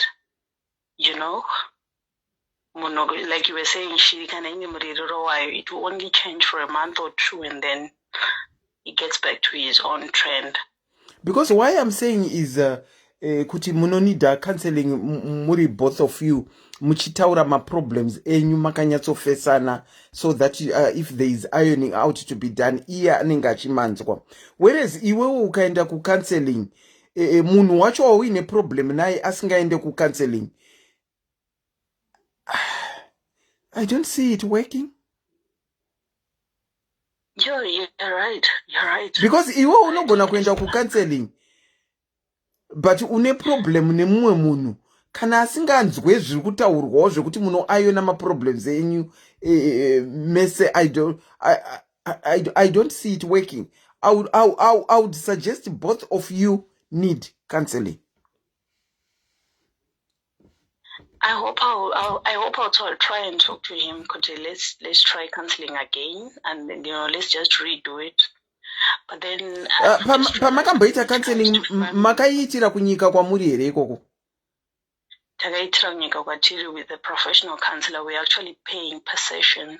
Per session. Because if I were to suggest, I was going to suggest it to you, my free counselors kunyika kwawuri ikoko, because I've been doing that a lot. But at the moment, varkuita via the phone, which for me is not that great, because they are alluding it to COVID. I would have given you a helpline whereby you can register online, and usually they are very good at coming back to you. No, that's fine. That's fine. When I send you a message, I actually wanted initially. I was just thinking, sometimes as a person you need your own personal counseling so that you trust your decision. So if I'm going to make a decision to say, okay, let's try counseling again, then that's exactly, because right now you'll be just living in a jungle. You don't know whether to turn left or right. Okay, tell you what. Let's you and I talk. Andite, towonesana ne issue yako. But after we have spoken, I'm also going to suggest that if both of you are in, I can give you number yekuti muyende pa WhatsApp muno register for an appointment. No, that will be fine, Auntie Selena. Thank you so much. The story is just so long and so deep. I just thought I should just share just pieces, but then it's a long story and there are a lot of things that are happening. Okay. But when I got into this marriage, I never really thought it would go that way. And considering could we all go to church and we all go to the same church and we were friends before, not just that. Yes, sometimes we make my mistakes of going into my marriages when you have picked up certain things, thinking that kanatamo marriage zvichachinja. Most of the time zvimwe zvinazvichinji, zvimwe zvinochinja. But most of the time kana une tuma red flags ukapinda marriage uchiti zvichachinja, zvimwe zvinazvichinji. As a change, and like you're saying, it's true, because I'm one of those people who didn't make a mistake of saying we've just known each other for a year and we get married. We have known each other for years. So okay, we've known each other for years, Takura, Tilitese, and those red flags, maybe they were there, but then I didn't pay attention to them. Pay attention. The guy was just so nice and so sweet. That is most of us do. You pick up the red flags, but you don't pay attention to them. And sometimes you even go on to say, that is the mistake that we make. So let's talk. You can WhatsApp me, and then we talk, and then I give you that number where you can book as a couple to have a counseling done. Mesemuri too. Because iwo kuti ungoitirwa counseling, yes, it can happen, but you need your other half to be there. Saka ukandiitira WhatsApp wongondinyorera kuti family decision, then I will know whom I'm talking to. All right, thank you so much, Auntie Selena. Number yangu waiona? I really appreciate. Yes, pleasure. I really appreciate your help. Okay. If I don't, if you write to me, I'll acknowledge you. Mangwana ndiri busy. Wednesday ndiri busy. Not most probably, I'll come back to you Thursday. No, don't worry. Anytime. I've been in the marriage for 5 years anyway. I can wait for a week or two. All right. Take care, caller. I'll speak to you on Thursday. All right. Thank you. All right. Thank you. Wow. Rega ichitore caller ava. Tinzwe tiva return call yavo. Tinzwe kuti zvavo zvakamira seiko. And Esther Million, Auntie Selena vari right. Rudo Seko, how are you? I'm just returning people's calls that we're calling. Caller tinokuchingamidza ipachirongwa SIS MELLY's diaries. Maswera seiko? Taswera right, muri saying. Tiri nani muri mu crisis here kana kuti makambopinda mu crisis? Nditori izvezvi makatonyuramo. Kutaura kozi zvakawandisa Selena. I'm sure ndauya for kuti ndiseke for counseling cause I don't know what to do anymore cause imbotiudzai zvakamira sei? Yeah, ndingati right now ndiri munhu wekuti handichazivi zvekuita cause murume nemafamily members hatichataure like zvataimboita kutara. So I'm sure they made a decision yekuti vanenge vakatomuwanira mukadzi here. I'm not sure. So good night, now ndamunhu ndakuraramo hangu nekuda kwekuti ndine vana varipo because ndine 14 years ndiri marriage. Kola dzokorodza ichinzwe zvamataura?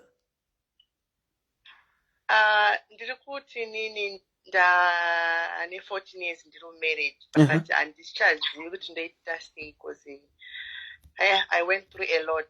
Ndikataura ndosvika mangwana ndichitaura. Mukangopa ma highlights of what has been happening. Then Matima ane 14 years muri marriage. Family yake haichatotauri nemi. Why? A lot happened, and when you say like even vaive kuti vanocontrola and vanenge vachitarisa like background kuti wakabva kupi, like inini ndiri munhu akakurira kumusha and ndauyawo kutauni asi hatina hadi kusangana kutauni nemurume, hatinosangana kumusha isa takasangana kutauni. Iye aigara somewhere kune imwe town, indichigara kune imwe town, ndobva tazongosanganawo kubasa kwaaishanda handiti. Then tasangana ndobva tafambidzana kusvika tizororana tigare tese, ende vabereki vanga vari vanhu vaive kuti vaitarisira mwana kuti ndiye achaita zvese and all those stuff. Saka pandakaroorwa vakatanga kubatikana kuti kudya mari yemwana wangu, seni sekuti ndandiri munhu anga akakurira kumusha, ndakatozouya kutauni ndakura. Saka vanhu vaingonditarisira pasi zvokungodzikisirwa unzi vakazoziva tauni vakura and all those stuff. Saka ndakazongove ndirimo marriage zvokungotiwo ndingaite sei, but havana kundigamuchira like as muroora. Vakatoona sekuti takatouya kutozoparadzwa, but handina hangu zvakawanda zvandaitaura. Ndandingori munhu angangori quite all the time because vaisandipo kana mukana, ndaita kunge musikana webasa handiti. Saka takazongomove out tikabva tikauya kuno kwandiri right now. Tauya kunoku, it was like after 4 years tiri kumusha patazouya kunoku. Tauya kunoku patagara, but still vaingonyatsoona kuti chese chamunenge muchiplana nemunhu anenge achitaura namai vake nefamily. Zvakangofanana nezvalast call izvo. I'm sure, because handizivi. So right now ndiri munhu wekungoti like recent panyaya ndingati zviri zvevasikana akaita girlfriend ukamubata anongoti sorry zvenguva iyoyo, kana kungoti anotokubudira pachena kuti she's my girlfriend, saka ungati hameno zvaufunga kana kuda kuinda noda sei. Saka you know kuti sometimes unogara but at the end of the day you feel kuti panapa ndakangogarawo hangu ati handichazivi kuti ndoita sei, ndoenda here, plus unongochizivawo kwaunenge wakabvawo kuti ungobuda uende, plus une vana, you can't just run away. Zvinhu zvinoto kuti unotanga wagara pasi wofunga, but to be honest now ndazopa hangu like a decision, because ukaona munhu achikuti waona message mufoni obvumvudza kuti ndiani, she's my girlfriend, then so chichiri kuitika negirlfriend unoziva kuti inini tiritori murelationship, we like tine a year tiri relationship. Saka I'm just planning kuti anytime ndogona kutongorora, something like that. Yes, saka muchitonyatsoudzwa izvozvo kola. Yeah. So ndazosvika time yekuti unoziva unenge uchitarisawo background kuti wakabva kupi and all those stuff. Saka tangofila hangu kuti ndogona kuti vana, but I have to sit down and think ndoita sei kuti ndidzokere kumba vabereki and naikola mane 14 years muri marriage. Muri kuti mufunge zvekudzokera kumba. Kufunga zvekudzokera kumba amugone kuzvimiririra mega. Kuri kunzi mabuda amugone zvekuzvimirira mega. Asi muri vakadzi vaya vanongoswera vachishe, sorry kola, I'm going to say this, vachishedzerawo pama next door, musingaitewo kana zvemusika kana chi. Hapana chamuri kuita here, makangogara zvekuti muri kufunga kuti mukabuda munodzokera kumba kwenyu after 14 years. Handinenge nangu ndinoshanda, but mari yangu yandinoshanda kuti tinobatsirana kuita my bills and everything. Saka chakunetsa right now ndikabuda ndikaenda kunogara nevana zvogona kundiomera, because maybe ndisingakwanisi kuita everything. Okay. Mari yangu yandoshanda shoma. Okay. Kola is saying kuti ane problem yekuti akabuda mumba akaenda kunogara kwake ega anozozvikwanisa here. You know the example that I always give to people when they tell me, even tichitaura kuseri. What if, God forbid, what if God was to make a decision yekuti nguva yemunhu uyu akwana, imi mosara muri mega, how would you make it? And that's my example that happened to me. Kuti murume akashaya, ndikasiwa ndine vana vaviri. Imimi ndiri kukubvunzai kuti muri kutya kuti mukange mabuda mumba zvino munozozvifambisa sei, nekuti panezenge pane mabhills ada kubhadharwa nezvinoda kuitwa, plus vana vamaniita nemurume uyu zvinozofamba sei. Kuri kunzi nhasi achidhi, God forbid, achibatsira nei, munozvifambisa sei? Yeah, andirambe but ndinongotora zvinenge zviripo. Yeah, ndosaka ndiri kuti right now I'm just thinking kuti ndikanorentawo hangu ndiri ndega nevana vangu zvogona kuita kuti ndive nepeace, because to be honest handizive, ndiri kutongogumirwa and I don't have friends, I don't have anyone, I don't go out, I don't do anything like zvekuti we can share with other people. Vana venyu vakura sei? One 15 years, 14 years, I mean. Mudiki wacho ane 8 years. Okay, ndinoramba ndichi alright, ndinenge ndoda kucompare and contrast. Ndati ini ndakafirwa. And I was, I think, 24 pandakafirwa. Ndikasiwa, the eldest was in grade 2. And the youngest angari manapkin. Yeah, I understand.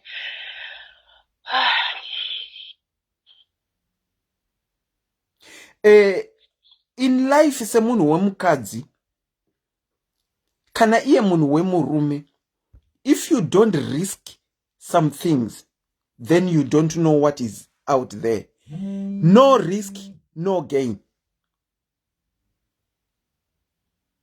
Mukaramba muri mukati medhoo, hamuzive zviri kunze kwedhoo, nekuti muri kutya. Saka muramba makagarira kutya kwenyu here. Asi ndochidzokera futi kuti kuri kunze Mwari atora, munoita sei? Machi munongoita zvinenge zviripo. Saka iko zvino chinokutadzisirai kubuda muchingoita zvinenge zviripo chi.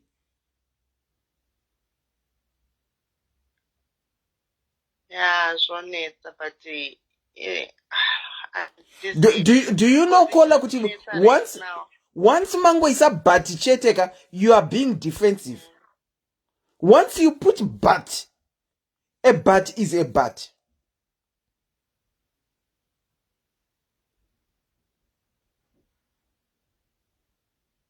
Saka alright, tobatsirana sei apa Kola? Tobatsirana sei? Imi mamuri kufunga kuita sei, if I might ask? Yeah, ndandiri kufunga kuti pamari yandinoshanda, at least ndikakwanisa kuti ndikwanise kuunganidza imwe mari, then I'll start a business rekuti ndinokwanisa kuwana an extra money kuti ndikwanise kuchengeta. Even right now haasi kwanisa kuita zvese, like kuchengeta vana vacho, because anenge achingopa, like sometimes pamwe anenge ariko kudzimwe nguva anenge achinyepa kuti ndaenda kubasa asiri kuzoya makuseni. Saka ndangofila kuti maybe ndiri kunyanyonetsa kana kuti ndiri panzvimbo pandofanira kunge ndisiri. Saka ndazongogarawo pasi ndikataurawo nemwana, because mwana akuandastenda zvakati muombe wacho. Ndikamuudza kuti ndozviripo, handizive kuti toita sei, kana if ndikabuda unoda here kunge tiri tese neni, kana kuti unoda kusara uchigara natete. Then say ndoda hangu kunge ndine michi. Ndikati okay then. Saka I'm sure ndingaite sei, it's a good decision kuti ndibude, nyange iye hake achiti ini handina kukuramba kuzi ndachida mukadzi wechitoo. Saka ini nangu handikwanisi, handisi maona. Saka ndandiri kungofunga kuti ndikangobuda ndonodi yangu ndonozvigarira somewhere nevana vangu. kuita kuti kozi zvanyanya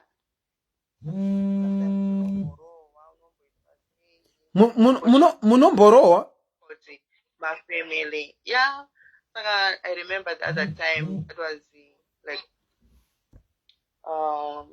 a year ago ndakatozombodetserwa ambulance andirova ndisingatombozivi kuti chitomboitika time iyoyo iri nyaya yemagirlfriend kungobvunza kana kuti sei unotorohwa saka I feel kuti zvichangoita sorry ndokumbirawo kuti kana someone ari paline please don't call zvinodzikisa volume please. Saka naikola kana makutaura nyaya yekurohwa iko zvino tambenge tiri kungofunga kuti ndezve emotional zvemagirlfriends izvi kwakupinda zvekurohwa muda kuzobuda zvadii kana muchirohwa?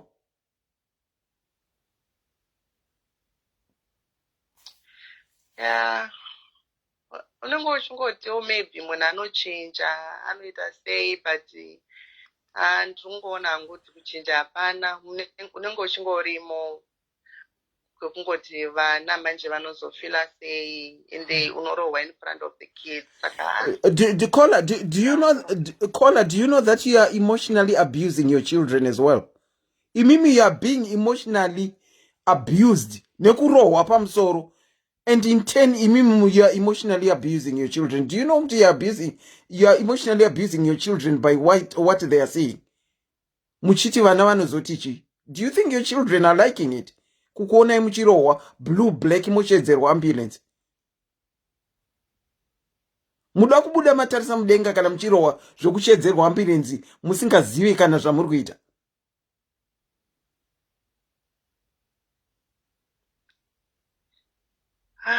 and said, you know, sometimes maybe you don't understand why sometimes in chimboshinga kuti ndigare because you look back kumusha and then you notarisa kuti kunyange vana ndikati ndoda kuvaendesa kumusha vabereki vangu vanape kugara pari proper pekuti ndinonovasiya handiti maona kunhu kwekuti vanototamborawo they also vanenge vakatarisira inini kuti at least kwaari kuti ndivaudze chinenge chichiitika mumarriage handikwanisi havana anything chavanoziva ndinenge chingoshinga kuti maybe one day things will kunyika kwamunogara hakuna ma-women's refugee centers ero? handisati ndambobvunza wangu kuti ndinzwe kuti anowanikwa but you are living in a very unhealthy environment and vana venyu worse emotional abuse yamuri kutovaisa nezvavari kuona muchirohwa muchiitirwa magirlfriend baba vasingadzoke kumba it's worse. Kana kuti imimi henyu ndimusingadi kuita let go kana musingadi muchitongoita decision yongoita mukadzi wechituka kuti zvifambe zvinova zvaari kudai. handikwanisi ndingakunyepera handikwanisi ndiri kuti inini like zvimwe zviri kuita kuti ndimboshinga ndachida kuti ndimbounganidza mari handiti ndikwanise kuti ndistart a business yekuti handikwanise kunge ndichiti even ndikasakumbira mari yekuti yevana yechikafu and anything chikana mafeeds and stuff ndikwanise kuzviitira ndiri ndega then ndoita sei ndo ndisingamutevereri kana kuita sei kosi ndichiziva kuti munhu kana aana somebody zvinonetsa kuti uteverere munhu handiti maona saka ndiri kuti inini like situation iri kurwadza ndikada kuti nditi inini ndiendese vana kumusha ndosara ndoshanda zvokuti ndokwanisa inini kuti ndingavachengete vari kumusha hazviite kozi vabereki vangu inini havana pekuti vanokwanisa kuvachengetera vana vacho kuti vaende kumba kwavo ende kumba kwavo kune vana vakawanda vazukuru varipo kuti ndoziva kuti vana vangu vanenge vachiabuswa saka ndiri kuti mari yandinowana right now hakusi kuti handisi kuda kuboda but I look into myself kuti mari yandinayo ndinokwanisa here kusurvivha like pamwedzi kuti ndingaite business ripi ndingaite sei kana kuri kutengesa yes I understand kuti ndogona kutengesa zvimwe zvinhu zvokuti ndinenge chienda kubasa nemari yanenge nchisevhawo handinge ndichitowo kana something chekuti ndikwanise kuwedzera mari yangu ndisarely naye ndingosiya kozi ndarwadziwa kusvika paextent kuti handidi hangu kuti ndione vana vangu vachitambura vachiita sei vachichema vachiita sei vachirwadziwa kozi sometimes mwana wangu mukomana anomboti atoziva kuti zvichaita one day you smile. So mamwe mashoko ekuti anondibata anondirwadza kuti mwana anoona kuti ndiri kushungurudzika most of the time but haana chaanokwanisa kuita ende inini wacho I can't help myself nemhake kuti nditi nhasi ndikabuda anotobvunza kuti saka unofunga kuti nemari yaunotambira unonogara pai nevana. Iye ndiye ari kukuudzai kuti saka nhasi ukabuda, iye ndiye ari kutokuudzai izvozvo, therefore it's now embedded in you kuti zvino ndikabuda nemari yandinotambira ndinonosvika kupi. Ndozviri kutoitika apo. Iye hakika anoziva kuti mari yacho yandinowana ishoma saka ndikabuda ndikaenda unonogara kupi nevana kozi iye chaari kuda ndechekuti atore vana aendese kumuna mai vake. Saka ini ndozvinhu zvandisiri kuda handimaona. Alright Kola, ndanzwa kuti muda kumbobhaya time makagara ipapo muchiita twamunoita kuunganidza mari. Approximately what time are you going to give yourself kuti mugarepo muunganidze kamari kuti muzoona kuita exit yenyu? Approximately how long do you need? Ndachingoda kana 2 to 3 months. 2 to 3 months. Ndogona kutsvaga hangu kana kamukuku kangu hangu ndogara nevana vangu. As long I'm happy, it's fine. I don't mind kuti ndakagara pakaita sei. Atimaona. Ndozvanga ndinongoda. Ndikwanisa kuti ndiseve mari yekuti ndokwanisa kubhadhara rent kana 2-3 months. Ndokwanisa kuti nditenge chikafu chevana chinopedzawo time yakati. Handisimaona. Because chandisiri kuda because iye wacho for the meantime haana mari anosiyira vana ichi chikafu.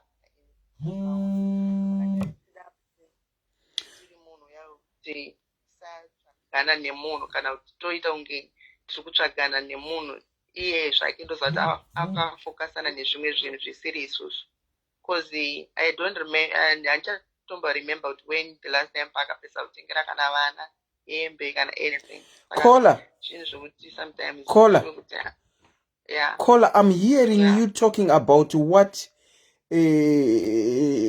mari dzake iye, but I'm not hearing you talking about even yenyu yacho yamuri kuti shoma. I'm not hearing you talking about yenyu yacho shoma as a contribution to the family. I'm not hearing that.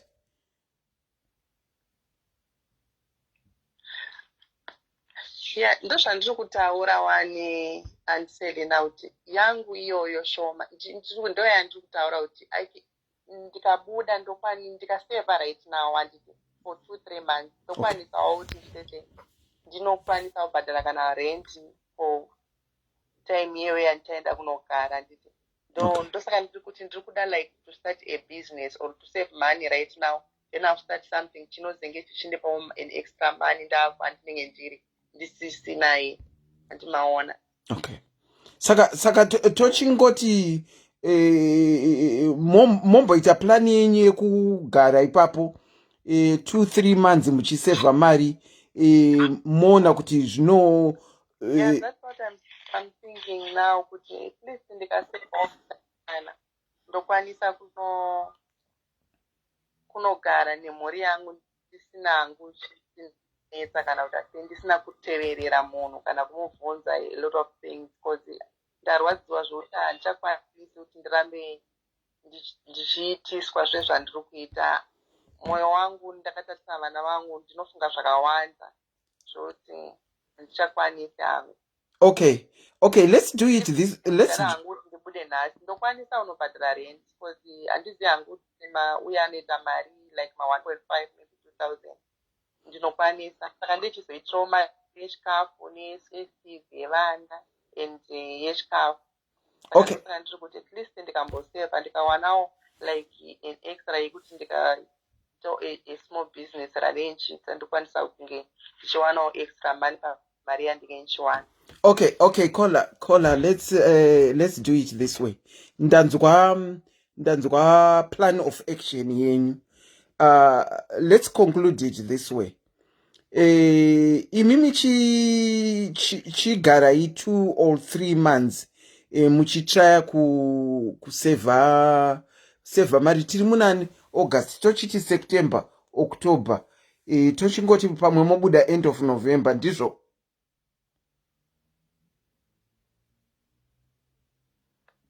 Ela kola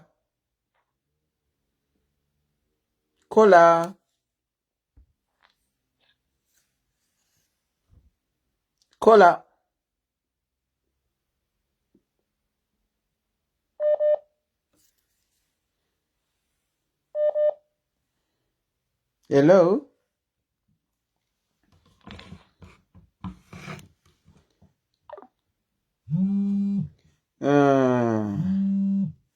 There she is. Decline. Can bopedza na auntie.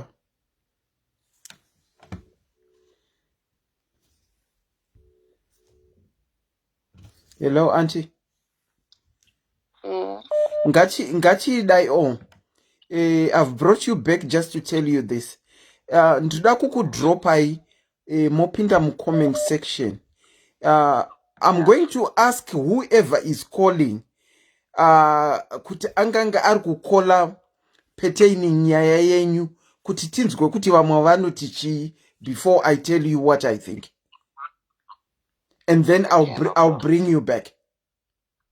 Okay. All right. Thank you, caller. Okay. Thank you so much. Iko zvino ndakuchikumbirawo at the moment. We need to help this young lady kuti amepe way forward yake. Ndakukumbirawo kana paine only 1, 2, 3 callers vari masolution kuti timubatsire way forward kuti todi. Ndinokuchingamidzai pachirongo madekwana akanaka caller. Kola ndiri kunzwawo feedback yezvamuri kuteerera. Kola. Hello. Kola ndinokuchingamidzai pachirongwa maswera sei? Taswera maswera sei? Muda kubatsirawo mukadzinyina wedu here anga ari pa? Ndiye wandoda kubatsira even vamwe mambotaura before. Okay, go on mama. Yes. Nyaya iripo ndeyekuti the only person who can rescue them is themselves. Avanokwanisa kuzvibudisa vega. Avakwanisi kubudiswa nemumwe munhu. Okay. Pane paunofanirwa kusvika kuti enough is enough. Okay. Starting a business unonozvionera wako kana kunogara pasi pebridge as long as you are safe. Okay. Because at the end of the day tiri kuverenga nyaya dzakawanda dzevakadzi vamwe vari kuzouraiwa. Okay. Vachingosvingirira kana kuita izvo zvamambinge muchitaura zvokuti tinogari vanhu vanozoti kudii vazoita sei, especially kola vapedzisira. Handisimbona kana problem iripo, vana vavo vatokura kudhara. Vana vari kuunderstanda as well situation iripo. Murume uyu handifungoti ari kutomboda zvaamai ava. Saka kungohengerera zvawoko vakatongoita izvi beta vaende zvokuti vabereki vavo vanotambura kana kuti havatamburi, that's irrelevant. Okay. The other issue ndeyekuti vakadzi dzimwe nguva tinoona sekunge marriage ndo last bus stop. Okay. I see last bus stop. You can achieve so many things out there. Okay. Yeah. And then I've been in the same situation, but there was a day randakazongozviti, you know what, enough is enough. Ndikakwanisa kubuda. But right now ndikukwanisa kuchengeta vana vangu, ndikukwanisa kuraisa vana vangu. Okay. And zvakabva zvatondipa way forward yekuona kuti ndinotogonawo kuita madecisions, ndinotogonawo kuita 1 and 2. Okay. Yes. Okay. Yeah. Saka kuna caller, you are saying the only person that can rescue her is herself. Herself. Nobody else, herself. Ndinotokwanisa kutozvibatsira ega. Okay. All right. Anotokwanisa kutozvibatsira ega kana zvinhu zvaari kutaura zvokuti 3 months, what about 3 months dzacho dzikasvika asati araiza mari iyoyo? That means tinosvika 2025 akangogarira izvo zvokuti ndoda kuraiza mari. Okay, I'm hoping kuti ari kuzvinzwa arimo mucomment section imomo. Because pane pamwe pekuti like mimi ndanzwa situation yenyaya mataura yekuti makafirwa. The there was no option. Amuna atofa atoenda. Saka unotoita zviripo kana zvichireva kuita musikana webasa kana kurima muriwo kana kurima mavegetables wototangira ipapo. Okay. Then life yoto zvotoendeka.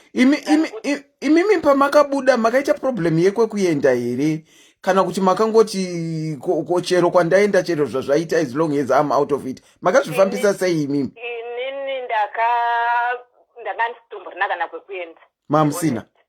The other issue ndaiti kuvabereki vangu ndanga ndisiri kukwanisa kuvaudza futi. Zvambotaurwa nemumwe ambotaura apa before munongoziva kukudzwa kwatakaita kuya kunzi shingirira garai muripo zvakazodai, but pane one day something just dawned on me kuti it's not working, it's not even working. Hazvisi kushanda. Ndakabva ndazongoti you know what, mba ndataura nevana vangu they were okay with it, ndobva ndatobuda. Ndobva ndatotanga life yedu, vana ndichitokwanisa kuendesawo kuchikoro and all that kind of thing. Yeah. And I'm living my life, and I managed to write a book as well about the whole situation. Oh, well done. Yeah. Well done. Because at the end of the day, sometimes tinomirira kuda kuya kunorescuewa nevamwe vanhu, but iwe ndiwe you are the author of your life. Okay. Hakuna mumwe munhu anozombouya achikuti pazodai 3 months dzakarebesa, kutorebesa chaiko tikada kunyatsozvitarisa. Dzakatorebesa kana watongoona, especially kana murume akuita zvevamwe achitokuudza kuti ndine girlfriend yangu ndine chii, what else?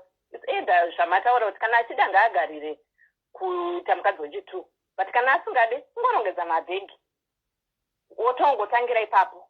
Zvikuda kureiza mari ka scapegoat yada kungosva yake kungonikina. I'm sorry ndiri kuita a bit harsh because at the end of the day sometimes ndinorwadziwawo kuona masisters angu tichinetseka kudaro. Okay. Ndangoite decision yekungoziva kuti either out or ngaagare, ubva atongoziva kuti ndo upenyu hwacho hwari kuda, zvekuti kumba kwavo kune nhamo kana kuti is irrelevant. Okay. It's very irrelevant. Usually hazvisi panenge it's irrelevant. Okay. I think ndo 2 cents zangu. Oh, thank you so much, Kola. Okay. Thank you so much for your contribution. Thank you. Mazvinzwirawo zvataurwa naKola, andinidhe kuzvidzokorodza. Regai titore mumwe Kola. Tinokuchingamidzai pachirongwa Kola, muruda kupawo 1 or 2 words here kuna Kola wedu apedzisira kana makola anga aripo? Ndoda kupa kune vese vakadzi vanga vachitaura nyaya dzavo. All right. Nekuvapa futi an example. Ini mukadzi ane 31. Okay. Ende ndine singomaka, ndine vana 3. Yes. Saka Kola apedzera kutaura uyo nyaya yake inondirwadza because I'm seeing a lot of women. They are going through the same situation yaari. Yekuabviswa nevarume all for the sake of ndoda kushingirira marriage, murume wangu anochinga handina start. Indakasiwa ndisina kana start. Ndine vana 3. Makasiwa musina kana start. Kana basa. But ndakangwa mai vangu vakandiudza vakanditi mwanangu, imba iyi murume kana asakuda achakuda. Anoenda kunze akakuvigira chirwere. Iwewe kana murume ati akude, move on upenyu hwako, chakakosha kufema neutano. Ende paakabuda akaenda ndakana kumbobvera ndateni. Ndakafamba ndichitsvaga baba. Kusvika ndakagara pasi ndakaona kuti no, inini wachina ndikurohwa everyday, ndiri kutambudzwa. Handina chandingati ndiri kushaya chekudya, but unotidya sei kana uchiziva kuti uri kurohwa everyday, uri kuudzwa mashoko, hauna ungori munhu ungonzi uri kuzvara, hauna kana decision yaunofamba, hauna input yaunoisa mumba. Saka the purpose of marriage yacho kuti hapana. Saka the best way ndakatanga kurarama upenyu hwangu inini wekuti I need help, I need kunyatsozvibatsira inini personally. Munhu haubatsirwe nemunhu, unonyatsokuzvinzwa wega kuti no, enough is enough. Manje Kola apedzisira kauyu, maybe she's hanging around. Pane time yekuti unongoda haufaniri kuita shamari that time. Kana ita shamari yekuti this person ari kuvaka, semubereki wako kana kuti amai vako. Vekunze vanenge vachingirira. Uneni wangu akazodai akazochinja. Okay. But that time, the only friend that I had was my mother. Ndova ndaiudza zvese, and your mother wants the best out of you. Anditi. Saka ime vangu vakanzi, nyange akabuda akaenda, usafa wakamutevera. Ndiri kuno kunyika yevatorwa, but usafa wakadi usati wakamuteera muregedza aite zvaanenge achida iwe move on. But ndaifamba ndichitsvaga mabasa makicheni kusvika upenyu hwangu wati imimi incident yenyu yakaitikira kunyika kwamuri here ikoko? Because ndaona munei muri kunyika imwe chete. ikoko kwatiri kunoko Ndokwazvakaitikira. Ndaona muri munyika imwe chete. But ndaifamba handisena ndichitsvaga basa. Mati mairohwa futi here imi? Ini ndairohwa, haikona zvekurohwa zvekubasa kwake wakamuteera vachimubvunza mari pavanhu pahama, kuti murume wekuti anomira pavanhu achikunyeya nehama dzake neshamwari dzake nevakadzi nechii. Ndanga ndisiri munhu pamberi pevanhu, handiti. Okay. Saka ndanda kufamba ndichitsvaga mabasa, hanzi apunyaira hasha yemusoro. Ini handina mubvo ndakatanga ndaibhadhara rent ye900 rand. Paakandisiya taibhadhara full house. Ndandega ndakaona imba yaibhadhara 900 rand. Ndakatanga kutsvaga ndichitsvaga kuzototi ndine vana vada kuenda kuchikoro, ndine vana vada kuenda, ndine renti pakubhadhara. Ndaifamba ndichinoka munzvimbo yataigara ndichitsvaga mabasa, but ndaitomawana kusvika ndazowanawo basa raindipa 2000. That was in 2014. But I was able kubhadhara rent. I was able kuendesa vana. Mukadzi uyu ari kutya kukata off makosti ake. Maybe she was living in a very expensive life yekuti akafunga kuti ndichazomuka ndichidya chingwa chisina mazai ndozodai. Izvozvo zvinoita kuti vakadzi vazhinji vashingirire abuse pasingade abuse. Tingoda kumaintaina that good life, but ndakakata maexpenses akawanda. I was only dealing nebasic. Dish handichatobhadhari kusvika zvinhu zvangu zvanaka. Imba taugara muimba ye900 rand kusvika zvinhu zvangu zvanaka. As I'm speaking, I am very happy. My kids are very happy. They are growing in a very, very happy environment. Because in India, if I raise my sons or my daughter in this kind of abusive marriage, what is my son going to be like? He's just going to turn out to be like his father. And then mwana wangu achashingirira, musikana achashingirira kuve abused. Nemurume achimbodozvaita mai vangu vainzwa ruwani. Varume vachadi ndo marriage yacho. But I said no. There is something better. And there are also some single mothers who are living happily ever after. They should raise to be better men and better women in society as single mothers. But we are faced because I'm seeing a lot of women.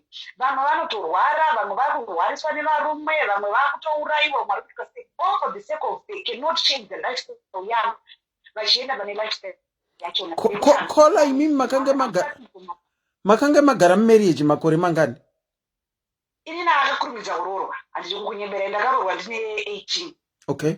Saka from 2013 to about 6-7 years, I don't know. Yeah. Makagara 7 years in marriage. Saka zvakatoita kuti ndimachuwe ezvino ndave nemakore nditori 1 and I'm feeling kuti I am happy and never happy. Okay, I guess willpower yedu yakasiyana to make the exit. Vamwe it's easy to say it, vamwe it's not easy.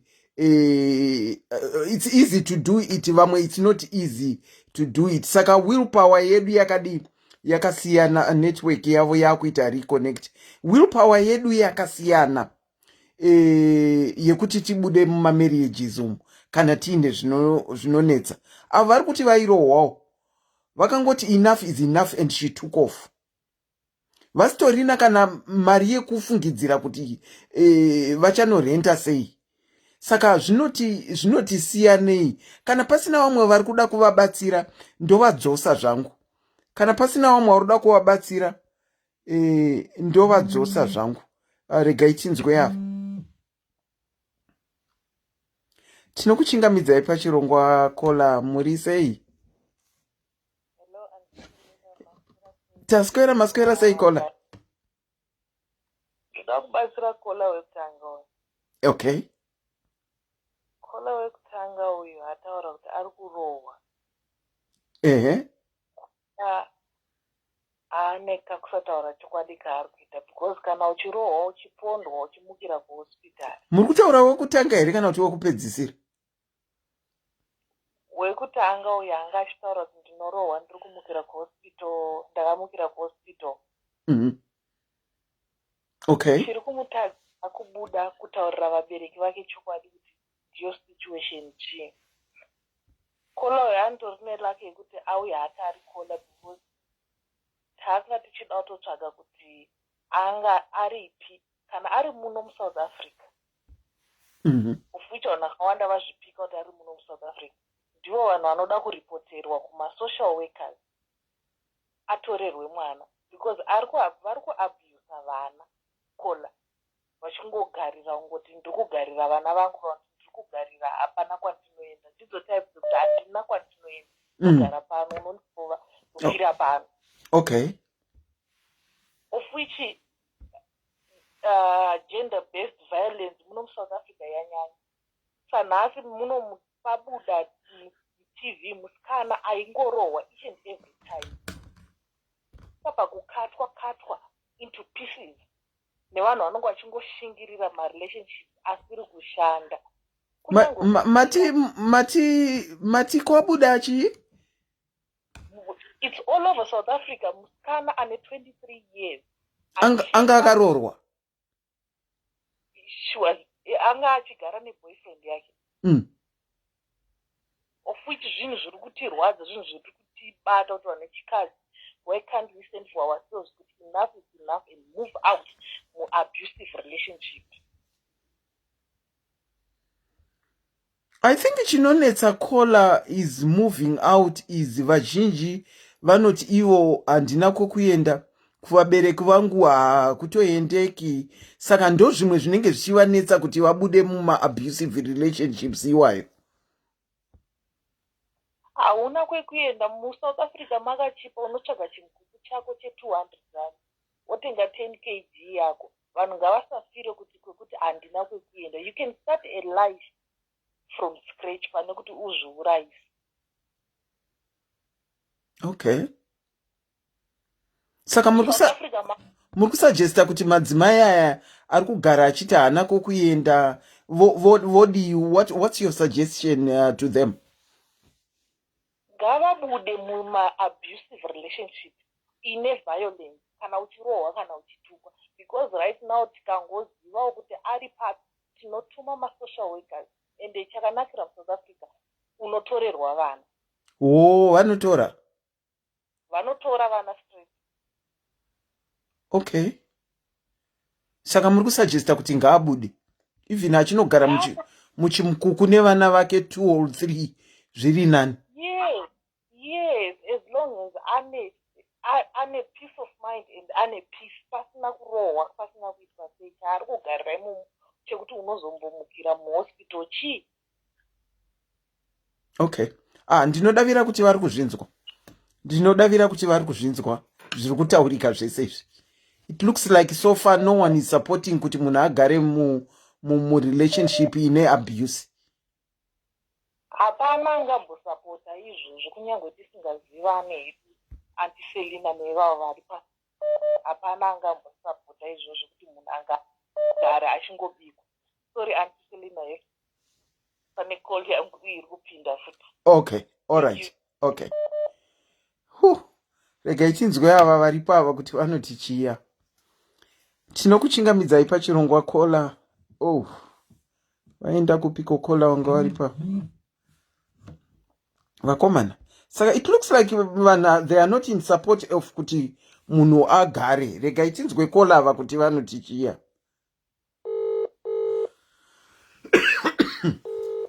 It's ringing.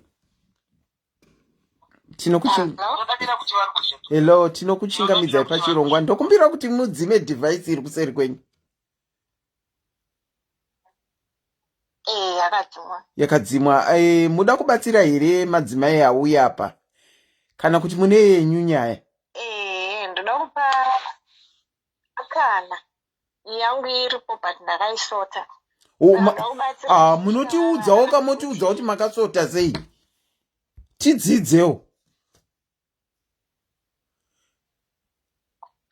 I followed my heart, Auntie Selina. You followed your heart. What your heart told you? Yes. Okay. All right. Yes, I followed my gut instinct which ndava nemunhu kaida kuroorana. Kola vekutanga vaya vanditi. Kuti ari kugara kuZimbabwe ini ndiri kuno kwamuri kuona kuti ndokwandiri. Ikoko. saka rimweni kuti ndigadzire mapepa ikoko kwamuriwo kuti ndigadzire mapepa munhu ndimuinze kunoko. But then I discovered kuti okay tiri kuplana muchato ndiri kutumira mari ini takabvumirana kuti okay mari yemuchato imari takatarisa mavenue tikatarisa makeke zvese tikaona kuti okay mari inodikanwa imari yakati saka we agreed kuti chii tosplita the bill half like any other normal people. Akati saka ini apa ndikati okay venue ndabhadhara venue kwewewe kwako wabhadhara here handiti. Akati ndabhadhara. Okay maringi ari kutenga ikoko kuSouth Africa watenga here maringi? Ndatenga size yako zvese zvaitika. Andiselina ndakaita share yangu hafu dzangu dzese ndikapedza from kunoko. Pandakadecida kuti ndoenda kumusha venue haina kubhadhara yese maringi haana kutenga handiti. I saw all these signs and I ignored them. Ndisvika uko ndoona vanhu vane vari kukumbira mari dzavo kwaari avaudza kuti ndine mukadzi wangu ari kubva kuchandoka chauzvobhadhara zvikwereti zvinhu. Ndakusvika uko ndakubhadhara zvikwereti zvake. Instead of just putting everything on hold, I chose to ignore those red flags. Oh, you chose to They ignore? were there. I chose to ignore them. Ndichiti munhu achachinja. Mukabva mabhadhara yenyu zvikwereti zvacho? Tichadanana. Ndichingobhadhara chikwereti chake wotosvika apa munhu ane chikwereti naningi munhu wangu anobva kuchanda nouya achibhadhara ndichingobhadhara ndichizviona kuti no I shouldn't be doing this. Kati pamwe munhu is just struggling financially but achaita sei acharecover because ndozvaandiudza. So I ignored those red flags and I went ahead and married that man and nothing changed until after 4 5 years of marriage nchingoenda chingoonana handiti chinomuvhakachira kuti ndakamira zvokugadzira mapepa chikuti I want to see kuti munhu uyu murume here tingagarisana here since pakuronga muchato apa zvinhu zvakanetsa handiti I would pay for almost everything. Okay, ndimbobvunza kola iroro hamuna kuzvibvisira here? Aiwa kana rora ndauzvibvisira. Okay, alright, hande yedu mberi. Rora ndinana uzvibvisira but hana kurora yese. Okay. Aiwa munhu achadzokera kuzvinopedzisa. Aiwa izvo kana tesa hatina kurorwa yese. Saka ndakuenda papa kunovhakacha mchibva kunoka nditi ndoenda kuSouth kunovhakacha. Ndoona hapana grocery mufridge. Inonzi Sky yawe DSTV yawe hapana DSTV. There is nothing until zvazvo kuti pane mukadzi wanga ari kuuya saka nachisvika panapa ikanotenga chikafu achihamba ndodai woivhurisawo DSTV nedhishi semunhuwo ari ndakuvhurisa DSTV.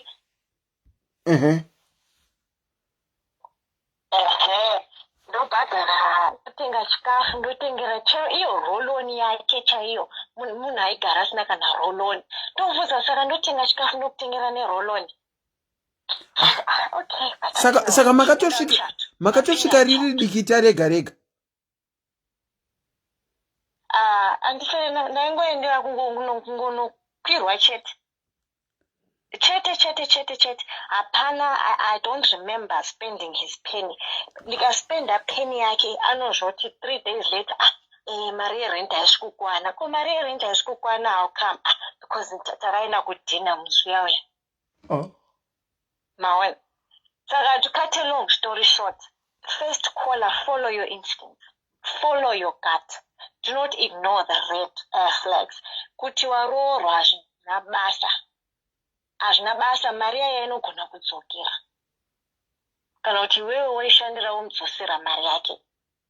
Instead of just going in kuinza munhu uyauya kunoko, it's going to be a headache because if he has no respect for you as a woman right now, ignore treating you the way he's treating you, what makes you think it's going to be different? Wamuinza kunoko unomurasirani. So it's your choice. Could you stick with this person and ignore the red flags and then pay hard money? Now I mean I have to pay for a divorce. Yet I could have stopped the whole thing. Koyaso I chose to ignore arikuramba the red kubhadhara flags. here divorce iko. So that's my advice kwaari kuti siyana nazvo kana zvichikunetsa. Saka Angoramba kuita kubhadhara. hanzi nendava. Kwanzi wewe since kuri wakandiramba kubhadhara iwewe. Okay, asi nguva shoma iyoyo yamaienda kuSouth Africa muchinonhikikira henyu zvaitofamba zvaitona after mamutengera Roland maitofadzwa maitonakidzwa ka henyu.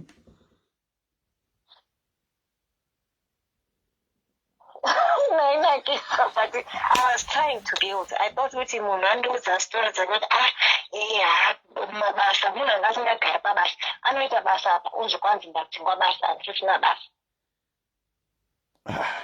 Saka I thought kuti kuzoita team tinenge takuronga tiri musoro, two heads munoona, but vanhu anenge ane pfungwa yake wega. Anenge aine pfungwa yake ega. I'm glad to hear kuti makafollowa heart mukaona ma-red flags mukangopinda still maona ma-red flags asi you decided soon after kuti uyu haachinji uyu. Saka maakuda kubuda mazviri. I hope unogurwa nekukurumidza motobhadhara mari yacho iyo kuti ugurwe zvino mungagodi. Ungagodi ndongobhadhara zvangu azvishandirwadzi zvangu, but ndaingoda kuti aibhadhara iye sezinoona akabhadhara muchato pandinoona kuti hazvichamboitiki. So inini andiselina ndakasitopa mapepa kugadzirwa ndangenda kutoisa application kuti munhu auye. Loya yangu ikandiudza inoshanda nemazimba akawanda kwati munhu waunoudza musiye abhadhare ega mari dzokuti auye kunoko. Anenge achidziwana kupiko anti kana iye loya wenyu kubangodaro anenge achifunga kuti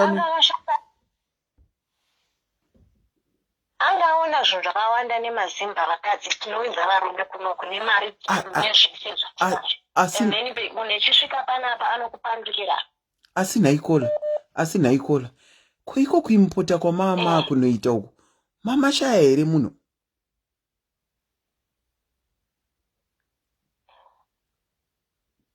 Andiselina ndandashaya ndisina kushaya ndidai ndakatowanikwa kunoko. Aiwa pamwe ndakafunga kuti makachuza kuti regai henyu munoimpota munoda vekumusha. Zvakangofanana ini ndakati inini kudzokera kumusha ndichingowana ivo vari munhu ndochingowanikwa neari munhu than kunotapurana neari kumusha. Ndozvandakangodecide. Saka munozvidzokorodza here zvekuimpota? Saka muchadzokorodza here kunoimpota? Never. Wo. Kana ndakazvanirawo Gilbert wanga anondidawo. Aiwa. Saka ndiri boss like.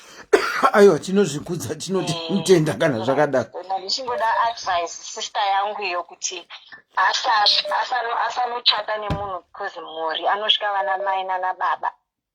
If someone is showing you a red flag, siyana inazvo. Ndodavira kuti arimo mucomment section ari kunzwa. Thank you so much caller. All right. Ndakuda kumbodzosa caller uya. Thank you. Ndakuda kumbodzosa caller uya watanga tichinhingirikira. Regai ndimbokukata imese. Ndoda kumbodzosa caller. Ndonge ndichiri kumuremember. Uyu. Yeah, ndamuona caller. Ndiye wandiri kuda uyu. Ndakuda kumbodzosa caller wedu.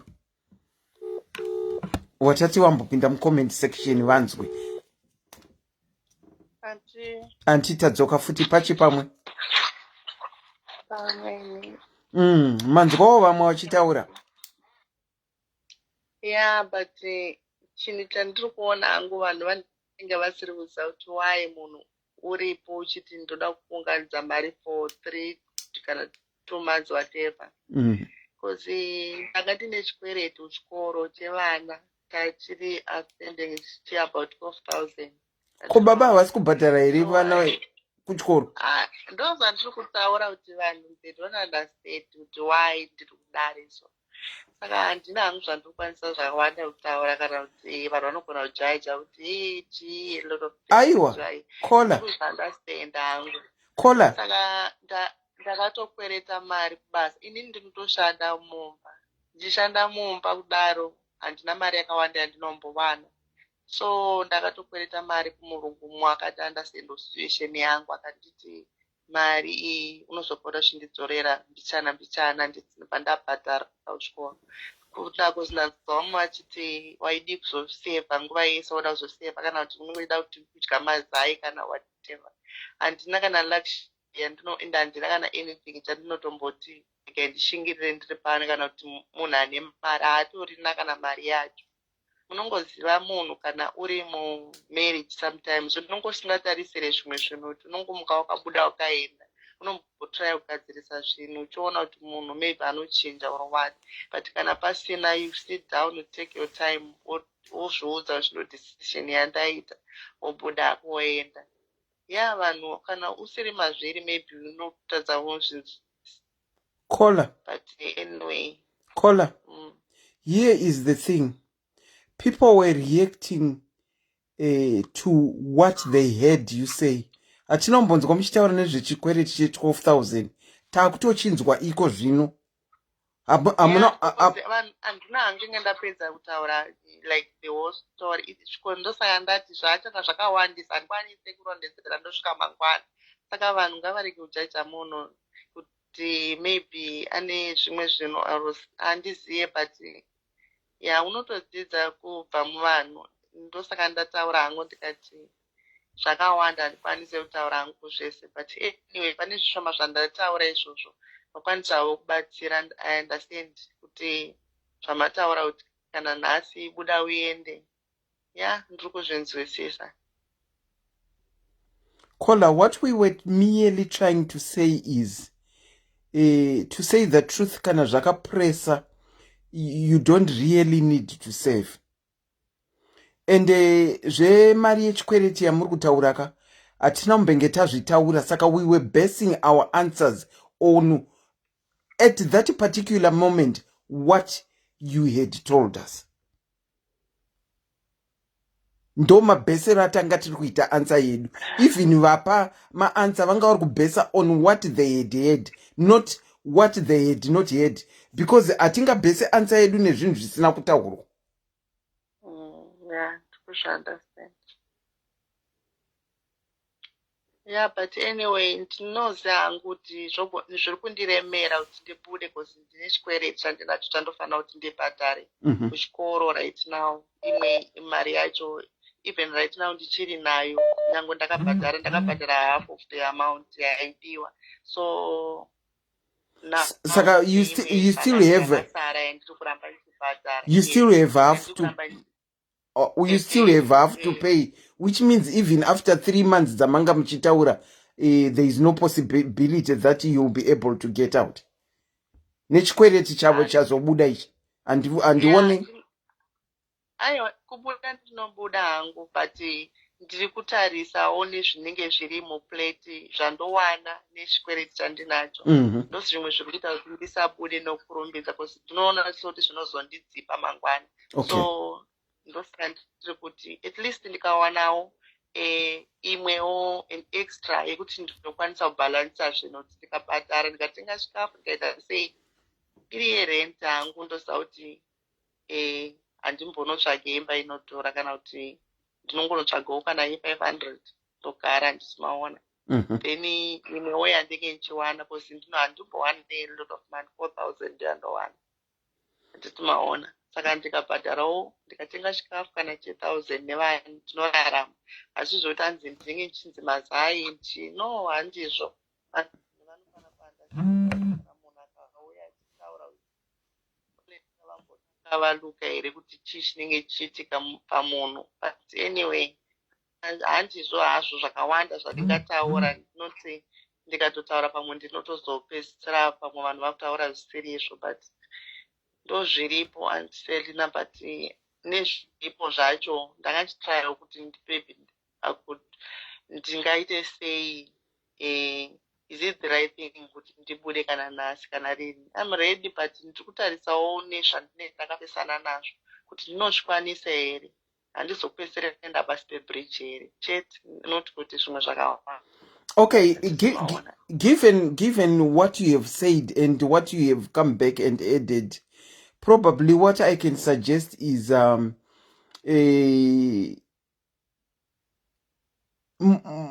munhu tinoencourage kuti aite iye zvinofila comfortable kwaari. Isusu sevanhu venyama tinotaura nekusuggesta. Saka ndaakuchiti kwamuri imimi, I would suggest you do what you feel is comfortable. Kana maunganidza mari maona pamunenge masvika kuti apa ndofunga ndo pamungabude, probably you could go for route iyoyo yekuti maaredi kubuda iko zvino, rather than, we are not saying, when we talk and give advice, we are not saying follow what we are saying. We are merely talking and suggesting, most of the time from the understanding yatinenge tanzwa imi yamunenge manga mati pakurira. But I would suggest iyoyo idea yenyu yekuti mombo mira kwezvimanzi muchichengeta mari, if your heart is happy to do that, I will certainly say go for that.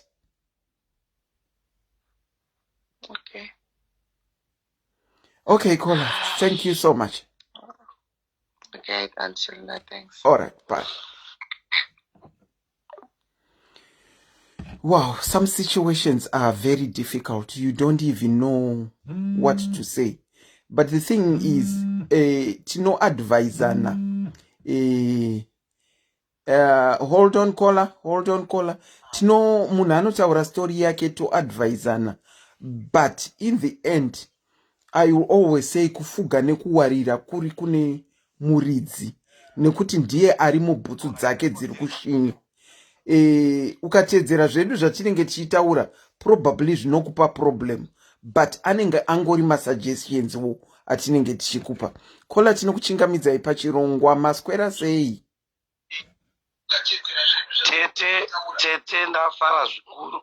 Amen. Ndiri murume. Lega itise maoko. Yeah. Ndiri murume mofu yemurume. Mofu yemukono. Mofu yemukono, taurai zvenyu mofu. Right. Ndakatera chirongwa chenyu nguva yakareba, maybe the last couple of weeks. Okay. But ndanga ndichishamukana ndiri kuAustralia. Muri kuAustralia uko? Ndatomukira kuti rega ndimuke ndikubateni, hanjitsaya asina kubata. Tinozvikudza kuti mazopinda. Yeah. Ndinotenda naadvice yamunotaura. Asi zviri kuitika magariro atiri kuita. Okay. Haafadze munyika dzino. Ndizvozvo? Zvinoita kuti magariro asafadze. Tsika nemagariro dzachinja nekwatiri kwacho. Right. Zvachinja ende zvinopisa tsitsi. Zvokwadi. Right. Iye zvinoizwa wakuwana tete online kuti wakupa advice yekuti buda mumba. Zvokwadi. Asi ndougere mumba. Chekutanga chandakubata ndakutaura izvo, ndakukudza ichokwadi. Taurai zvenyu. Kuno kwatigere kwatova nemaasociation emabhachura. Mati? Vasisane zvokuroora. Kuna maasociation echi? Emabhachura. Zviri kuitika tiri zvechekudai so. Nhasi tinoda kutaura representing vanonzi varume. Varume, taurai zvenyu mofu. I'm talking of 6 figures. Murume anohora 6 figures and above. Ndeyatinotaura. Varume vari kufonwa nemadzimai aya. Mashuruku havasi varume. Okay. Right. Wakaona mukadzi anoita twunhu twangu. Tinonzi twunhu chii? Unofanira kuti zvinonzi zvinhu. Hakuna twunhu. Twunhu uri kutambura. Yatongo 6 figures. Murume ane 6 figures. Murume ane ma-options. Okay. If I'm any 6 figures, ndine option. ndine option yekuti handisikize kuti mukadzi kuda padhoo uyendi because I can afford anything I want as a man. Yes. Ndo varume vandinorepresenta pano. Okay. Chimwe chechipiri ndechekudai so. Hakuna murume anoroora mukadzi achinobvisa pfuma kuti amufurufushe. Okay. Chatinofanira kunzwisisa ndechekuti dambudziko ratangira papi. Alright. Tete pane chinonzi snowball muchirungu. Kanhu kanotanga kari kadiki. Ndizvozvo. Uri mudzimai unomuka panapa uwaridze mubhedha. Uri mudzimai panapa unoti rega ndimbonoswera kwana mining uchisiya murume pamba. Okay. Varume havataure vakanyarara. Asi it's a snowball chinokura chokura. Chosvika panhu pekuti it's now an animal you can't control. Alright. It's an animal you can't control. Ndaona show yenyu ika. Vari kungotaura madzimai apashaya murume avaripresenta urati imika. Varume vacho havadi kufona zvenaimofu. Kupinda kwacho kunonetsa izvezvi zvika. Kune boys rangu riri mubachelors association rakatoteerera izvezvi. Vaudzeiwo vafone futi kandi vape mukana ivo vambouya vatitaurirewo sekutaura kwamuri kuita. Unozwa kuti hautendi kuti wese murume anohora 6 figures akasiyana nemukadzi haadi kudzokera kumukadzi futi. Vakadzi vekuZimbabwe vanonetsa. Mofu muri kuti iko saka vachishaya varume vachinenge yekutodai so sister ndakukutaurirai chinhu chinonzi abuse. Varume vari kufesa abuse yakaipa ende havatauri. Panapa I'm representing varume vanowana 6 figures. ndiri kubvumirana nemi ipapo. Handitika haikona vanoiswa kudiaspora nemukadzi anotirwa tiketi nemukadzi ada kutirwa renti nemukadzi vaya mashuruki. Vakadzi vazhinji vese ivavavo vanodzokera kuvarume ivavo nokuti vanoda control. Alright. If you don't want control, tora murume chaichai akasimba kukunda iwe. Okay. But inyaya yecontrol munoda kucontrola. Ndo panonetsa. Asi manje mashuruga aya manjika anokutaimira kana rana nemapepa manjika ndochikunetsa manje. Alright. Hanzi ndochitora ndichigezesa. Unokugezesa murume sei? Murume anofana kugezesa. Kana Bhaibheri chairi rinotaura kuti mukadzi anomira achichateti ndoti inini ndichakuchengeta. Mukadzi ati ndichakubikira. Mukadzi amira aita nzi ndichakuchengeta kumurume. Mukadzi ukupiye ndokunonzi kuganhirawo. Alright. Munozviitira itika yakaipa kudaro.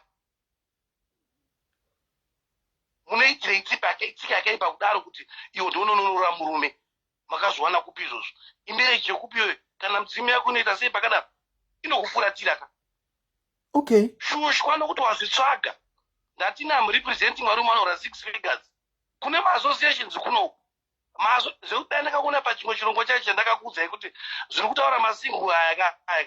Aiwa hapana zviriko nokuti musingu haana chaachandiofa inini kana ndichihora 6 figure. Ndine option yekutsvaga mwana ane 18 years. Asati ane mwana. Ndine option. I've got the money. Okay. Wapera mashokes wane vana kana 2 or 3 ndokuisa kupi. Chii chauchandiitira. As a guy anohora 6 figure, what I want from a woman is kids. Handichengeta chisiri changu ini. Tinashe mungabadwa show kuradzai kuti even wanaasiroka hachengete. Dzidzai kuti tatankonzera problem yeabuse chii. Hatisi kuramba kuti varume wana abuse. Chii chakonzera dzimwe ishungu dzokuti munhu ashungurudzwa nguva yakareba. Iye murume anenge ashungurudzwa nguva yakareba. Nguva yakareba asi varume havagone kuita sei? Kutaura. Kukurisa zvinhu manje. Patinoti bocho. Ndikuona nana Bernard varume umu vakungobvumira asi havadi kufona ana Bernard vacho imomo. Inini tete nditori kuti kuda kubhozga chandiri kuonaka show yenyu iri kushaya inonzi correction factor. Vari kungoti bhabhauka vachienda vonzi buda mumba. Pakatanga dambudziko hakuna murume anoroora mudzimai asinobvisa pfuma asingamude. Ndakuti muzvinzwisisa. Ndapanzwisisa ipapo. Murume anobvisa pfuma achipata. Kochachinja chii? Ndopatira kubata ipapa. Chitiudzei imi varume vacho, tiudzei imi varume vacho kuti chiri kuchinja chii? Chokutanga sister, kana uri mukadzi usatsvage murume chikorobo. Usaenda kunotsvaga murume kuZimbabwe uchida kumunza kuno. Muno matigere mune varume. Usade mukadzi under control. Zvinini peace pamberi pemurume. Kuzvinini peace, I will tell you right now. There is 3 things mukadzi must do. You must be a submissive woman. Zvakanzi submissive woman, hakusi kuti kudzvinyirirwa. It's respect yaunopa murume, and murume kupa respect. Problem ndeyekuti we think if I become a feminine, kunzvinzi ndiri too strong, ndezvokuda kumuka, nokuti ndakunda kubasa, handichatsvaira mumba. I'm a strong woman. Strong woman ndeyekuti ndomuka inini ndomhanje ndotumira mari kana kuZimbabwe. Chekutanga sister rakutaura nyika dzatogara idzi. Ndinosora education ndeye kuZimbabwe. Yakatadza kuti dzisa inonzi financial control. Murikuzvisa? Zvamunenge makungoshora zvese nhai mhofu. Kaka nokuti ndagara kuno kundazviona. Chinonzi financial control sister ndechekudai so. Tese takabva kuZimbabwe. Hatinambozwa kuti tichaona mari dzatinowana dzakawanda kudai. Mari dzatipa maprofit pasi. Mabazwa? Nokuti unozwa wazvinzi kumba. Isusu kumba kwedu. Kumba kwedu. Ndokumbirawo vari kukola please to give chance kuna mhofu kuti vambotaura mhofu. Vari kurepresenta Bachelors Association. Titori kuno ende hatife takaroora futi. Ende tinototsvaga vakadzi muassociation vanouya masingu hatitoda vakadzi masingu nokuti vapera mashocks. Hatichavadavo. We are 6-figure boys. Hatiite izvo zvemasingu kuti hanzi 2-3 kids tokuisa kupiko. Toda vechidiki muassociation. Nhai mhofu.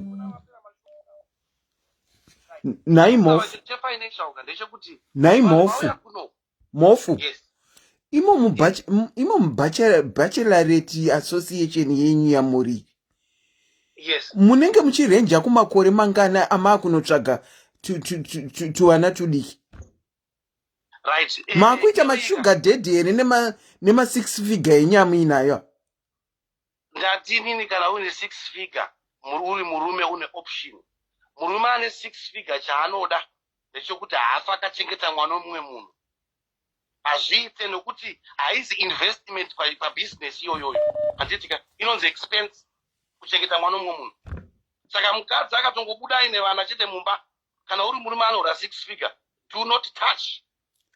Expense and unoita maissues avekuredza usingade. Yeah, second hand. Yeah, brand new car with high mileage unoisa kupi. Chero wakachena wakaita sei asi mashocks apera ka. Imoti yakambodrive na vamwe kai. Unoidi uine mari yako unotenga chakanaka. Hauende kuma une mari. Unotenga chakanaka. Kutsaidi. What I'm trying to say is sister ndezvokuti vanhu vauya kuno kuma forces anowanda pafinance. Vanhu vese vari kunetsana ava inyaya dzefinance. Unoona kuti murume anofonda uone kusaiti.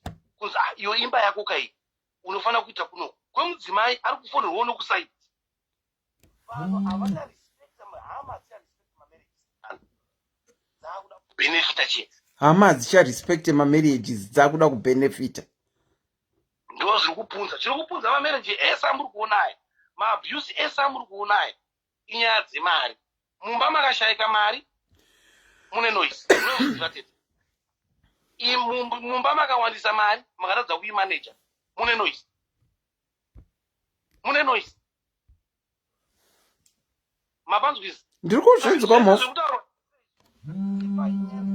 Kana magara mudiaspora chaivo.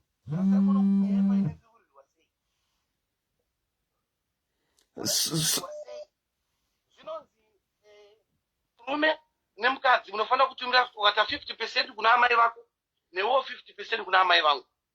Ini takakura vanhu vese vanozviziva. Zvinonzi mukwasha muzhanje haapere kudyiwa. Asi kutumira mari hatirambe kunotumira mari kuvabereki vemudzimai. Asi don't make it a habit. Nokuti wakapinza ambuya naatezvara mubedroom mako haugone kuvaburitsa mangwana kana uri murume. Ko ukapinza mai venyu imimi nababa venyu vanogona kuburitswa here mubedroom? Haugone kuvaburitsa kuti bedroom imomo ende usavapinze. Okay. Haugone futi. Ndoma mistakes atiri kuita iwayo. Tikunovadhonza tovapinza manje ka. Muona kuti inini amai vangu vakandibereka nababa vangu vanoziva mari yandinohura. Iwo mudzimai amai vako nababa vako vakubereka vanoziva mari yaunohura. Zvinonzi takamudzidzisa. Chinonzi family yako iwewe ndiwe, vana vako nemukadzi wako. Mukadzi wako, vana, achitika nemudzimai. Mofu munenge muri kutsamwisa vanhu paplatform nezvamuri kutaura. Itokwadi chandiri kutaura. Saka ndati madzimai aka vanga vadzirwa for too long. Vanda inonzi correction factor. Correction factor. Chatiri kuvaka is inini mudzimai wangu nevana vangu.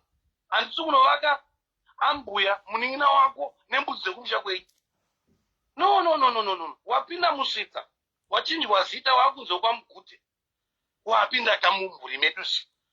Wakuchishandira isusu. Vekwenyu avakwana mafufuka. Ndosaka wakabvaka kune chisiko kumusha kwenyu kwako. Chawavinga musha medu. Mana mhofu. Saka akushandira wekwenyu. Kana tichidaroka pachivanhu chaipo chaipo. Kwaabva uku yes kunobatsirwa. But problem yatiri kuita. Tiri kubva taita habit every day. Then it becomes an expectation. Painoona bono bonds iwo unosenza kana imwe mwanangu. Andi wakabone kosi yako panapa. Aiwa zvite asitomboita. Joint account yebva yabreaka. Ndokudza ipata nezvimwe izvi. Makada kuona dzimba dzese idzo dzidzi. Murume anorora mukadzi. Varoorana and hatidi kuripesera murume anorora 6 figures chete. Haikuonana makambara shavakutorwa kuZimbabwe andochigezesa. Chaunogezesa chii? Wauya mumba unoti kune mudzimai right. Chikuita cloud joint account pana. Murume ari kufara moita joint account. Makaona pese panotakauta macracks joint account yo inobva yabreakwa. Takuita mazvake. Irorano iri iyoyo yamunotsvaga. Nai mofu ndimbobvunzawo. Mune makore mangani mofu? Ndine 46 years. Mofu makamborora here mofu? Ndakarora kamwe chete. Mofu marriage yenyu ikagoparara nei mofu? Takaparadza marriage chandiri kutaura yekuti ability yekumanage finance right. Isusu tiri varume vekuti tisotounza madzimai and takabva tikatororana pakuzimbabwe. Nokuti tiri kutoya kuno zvakasiyana Australia neUK manje. Kunoko varume tiri kutowana mabasa mahombe chaiyo kutoti kana papei chaipo apa aiwa tinoverenga na 5-6 times. Tiri kumugodhi yacho iyoyo kuno. Okay. Tisoshana mugodhi yacho kuno. Saka we came here as professional people. Pazvo zvandiri kutsanangura izvokuti nyaya yekutadza kumaneja mari idzodzidzi neshamwari. Ushamwari unowandisa. Kunani? Kuvakadzi? Kumadzimai. Asi imi mamuite shamwari here muri muassociation yenyu imomo? Aiwa takazofoma association taona kuti varume ava vashungurudzwa. Iassociation yatototi no, wakatona mukadzi ane shamwari idzi dzakawanda idzi, itotandanisa uye kuassociation. Ende kuassociation unodla zvaunoda nemari yako. Saka imi mofu makatandanisa mukadzi? Straight ndakati izvi handikwanisi kugara nazvo izvi. Mama nevana vangani nhai mofu? Handine 3. Vatokura, vana vatokura. Mune vana vakomana here ipapa? Ya, pano vana vakomana. Saka muri kuvadzidzise chii nezvatiri kutaura izvi? Zvema 6 figure ndo zvamuri kuvadzidzisa? Ndo zvandiri kuvadzidzisa kuti senza mwana wangu hure 6 figure. Mukadzi muenzi anoenda. Iwo kana wakadzidza chete ya okay. Mati mukadzi muenzi? Yeah, anoenda. Sasa unofana kuisa isa wakadzora kumashure. Especially ava vakabva kuZimbabwe ava. Isa wakaenda kumashure nokuti vakaona malight stereki. Wamudzidzisa malight anotanga kunetsa. Inyaya yekuti vadzimai havasi kuziva kuti no tete kana wapinda mumusha wapinda musvitsa zvininipise. Kuninipisa is abuse, it's respect. Bikira murume wako, wachira murume wako, iye kuchengeta. Handidi mukadzi anandokuchengeta. unondichengeta unomarira unondichengeta ndoda kuchengeta iwewe ndanda kuroora. I want to look after you as my wife. Naimhofu kutaura kwenyu uko hakuzi kutaura kwokungoti maku Australia kwamuri ikoko makuita ma6 figure ndosaka makutaura muchidaro. Ndakatofamba sister nyika dzakawanda ndichishanda kubva kuZimbabwe kwacho ndakasimba. Ndosaka ndati nhasi ndikurepresenta varume chaivo. Haikona vanobviswa kuZimbabwe mashurugwari. 6 figure guys ndio vandotaura nawo chii. Saka iyo mabhachura enyu ari kupiko timbonzwa mumwe bhachura futi. Mirai varipo vakatowanda. Itai mwambo ndifonera timbonzwa kuti chii chiri kumbonetsa chakavaburitsawo kuti vazoita kupinda mugemu remabhachura. Akatoteerera ganzi pinda. Ganzi ngaapinde kodhi ndaiziva kuti ndeye Australia. Ganzi fona upinde. Toda kutoti pese pamusana mashoti aida kupinda tichirepresenta varume haikona kuti vanokobhabhauka vachienda chete. Vanhu havanda kudzorwa ava. Vanda kudzorwa vadzikame haikona kupaparika vari mudzimba umo. Zvino naimhofu ndo matauriro here mbabvu yakabva pamuri amuri kuita. Tinenge apa tinoda kuti tivadzore vazive kuti kana uchitaura kuti wane advice yakanaka taura chokwadi chaicho kuti inapa ndakakanganisa. Munoziva kuti hapana mudzimai ari kufonerai ari kumboti ine pamarriage yangu ndindakaita mistake. Vese vanga vari 100% correct. Ngavambotauruka kuti ayo inapo ndakakanya apo ndakazoitawo chihuri apo ndakazobatwa nemeseji I think ndo zvakandikuvatisa izvozvo. Iri kufona iyi haazi ganzi ari kufona uyu kodhi yakasiyana. Aiwa ganzi ane ningirikini ane namba yekunoko. Iyo yakafanana neyenyuka. Alright. Inini ndakukumira itore ndinyatsonota ningirikini yenyu. Imimi mhofu ndakukudropa ndira kuti ganzi kana one of mabachelor partners yenyu afone. Ndidrope imira ndibana ndkamudropa kandibana mbari. Alright, ndochimbotora mumwe muchiti afone ndikangoiona chete kodhi iyoyo ndinodaira. Tinokuchingamidzai pachirongo kola vane private number. Tete ini ndoda kuti ndodze kukola kuti meche yake. Sorry. Yake meche yambuyo wa mudidi. Mai wake wanofu. Kola.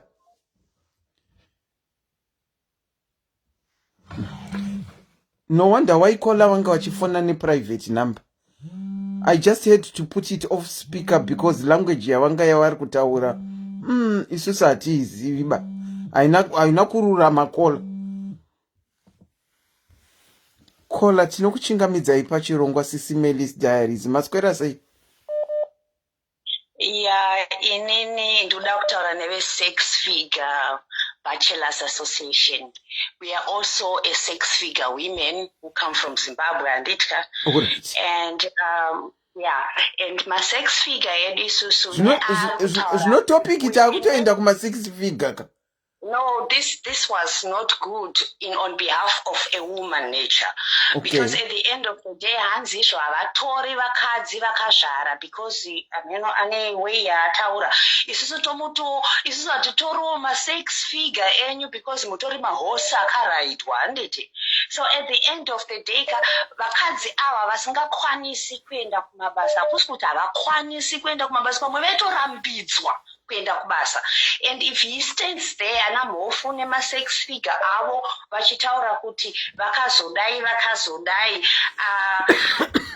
no please iye akazvara nevana 3 handichari kubhadhara maintenance. Chinotadzisa umwe baba kuti abhadhare maintenance yevana vake chi. Okay. Inini hangu I'm a single mother, ndinawo ma6 figure but handingamire ipapo ndichitaura kuti 6 figure baba vavo vanobhadharawo maintenance. And I'm not divorced. I'm still married for about 10 years. Why? we cannot divorce because hapana anoziva kuti anobhadhara upi mari yakadii. So everybody lives in. So varume vekuZimbabwe vazoenda kuAustralia vakuzviita ma-sex feeder men association pachivanhu pedu. Please let's respect a mother. Sorry, Kola, muri kuti sex figure here kana kuti 6 figure? 6 figure yavo yavakutaura ivava. Okay. Because you want to say 6 figure because at the end of the day baba vane 46 years avangamire vachitaura kuti hanzi vari kuda kutora mwana ane 18 years. It's better for them asina kuzvara than to take a woman akazvara vana 2 handiti. So at the end of the day, what about him who gave birth vana 3 vakaendwa navo namai vavo? Does she know how the mother suffered with those kids? Ndo varume vasingatombobhadhare maintenance ndo vanotanga neabuse vakadzi vopedzisira vaenda kudzimba kwavo because at the end of the day this was not good. Okay. And let's talk. And then I would like to talk about the lady who she really cried, and I'm very, very sorry. The last one. I'm very sorry. Oh, the first one. I think it's the first one. The second one. Yeah, and she really cried, and she doesn't know how to make a decision if she should keep on marrying this man. I want to think she's being shown namwari nevadzima vake kuti handizvoba kune zvichauya mwari vedu havarari. Yeah. And things will be fine. And if she's already seeing this, I know how it is to be out here and hauna munhu wekutaura naye tinozviziva. Yeah, you don't have anybody to talk to. And yango ukachema kuna mwari wacho dzimwe nguva haukwanisi kana kupfugama kana kubuditsa misodzi because you don't know, you don't understand yourself. But if she's hearing, she's not alone on this world. Takawanda.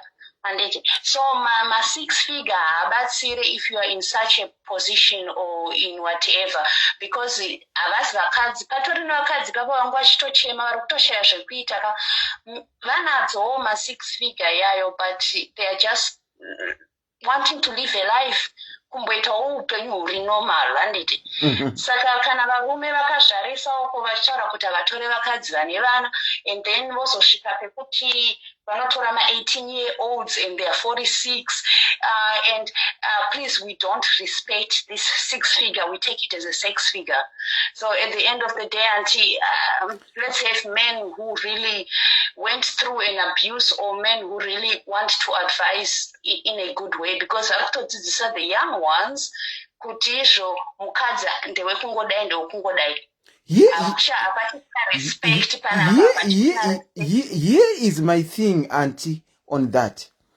When us women come to the platform and we say things about Anna Giribeti, why is it acceptable that we are saying things about men, and yet when men come to the platform and say things about women, we go mental about it? Why?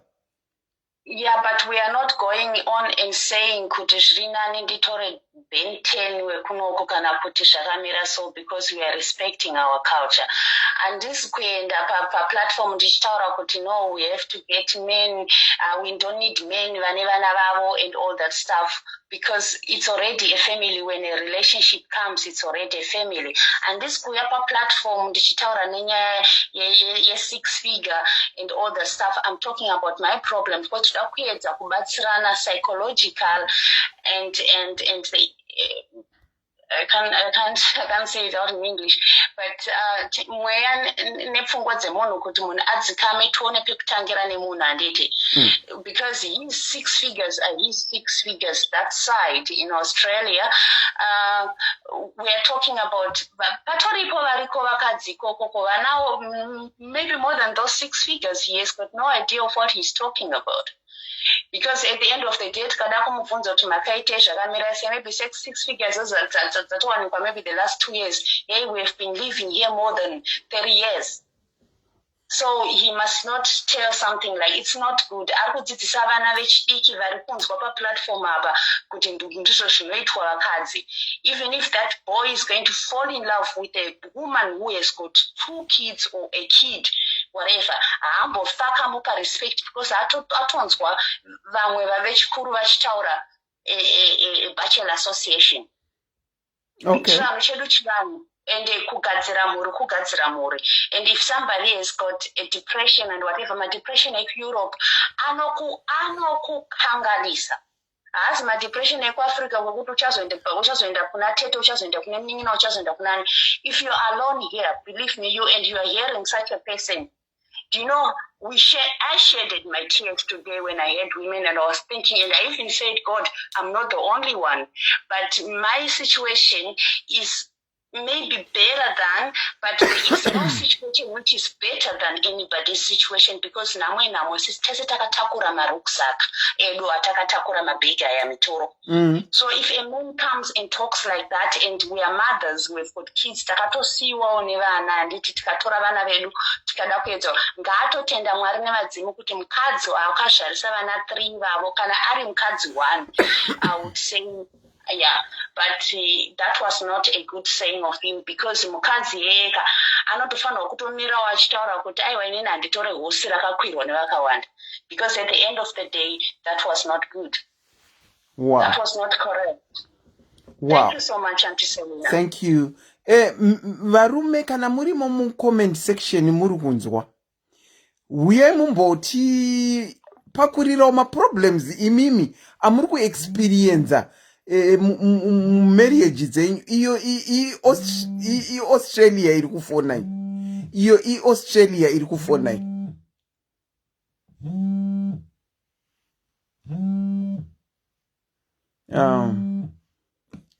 I'm trying to pick it up.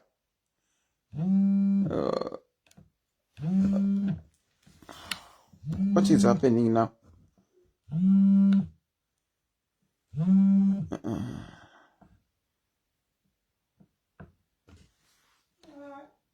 Good night, my dear. I'll join you soon. Iri kupika Australia namba yacho.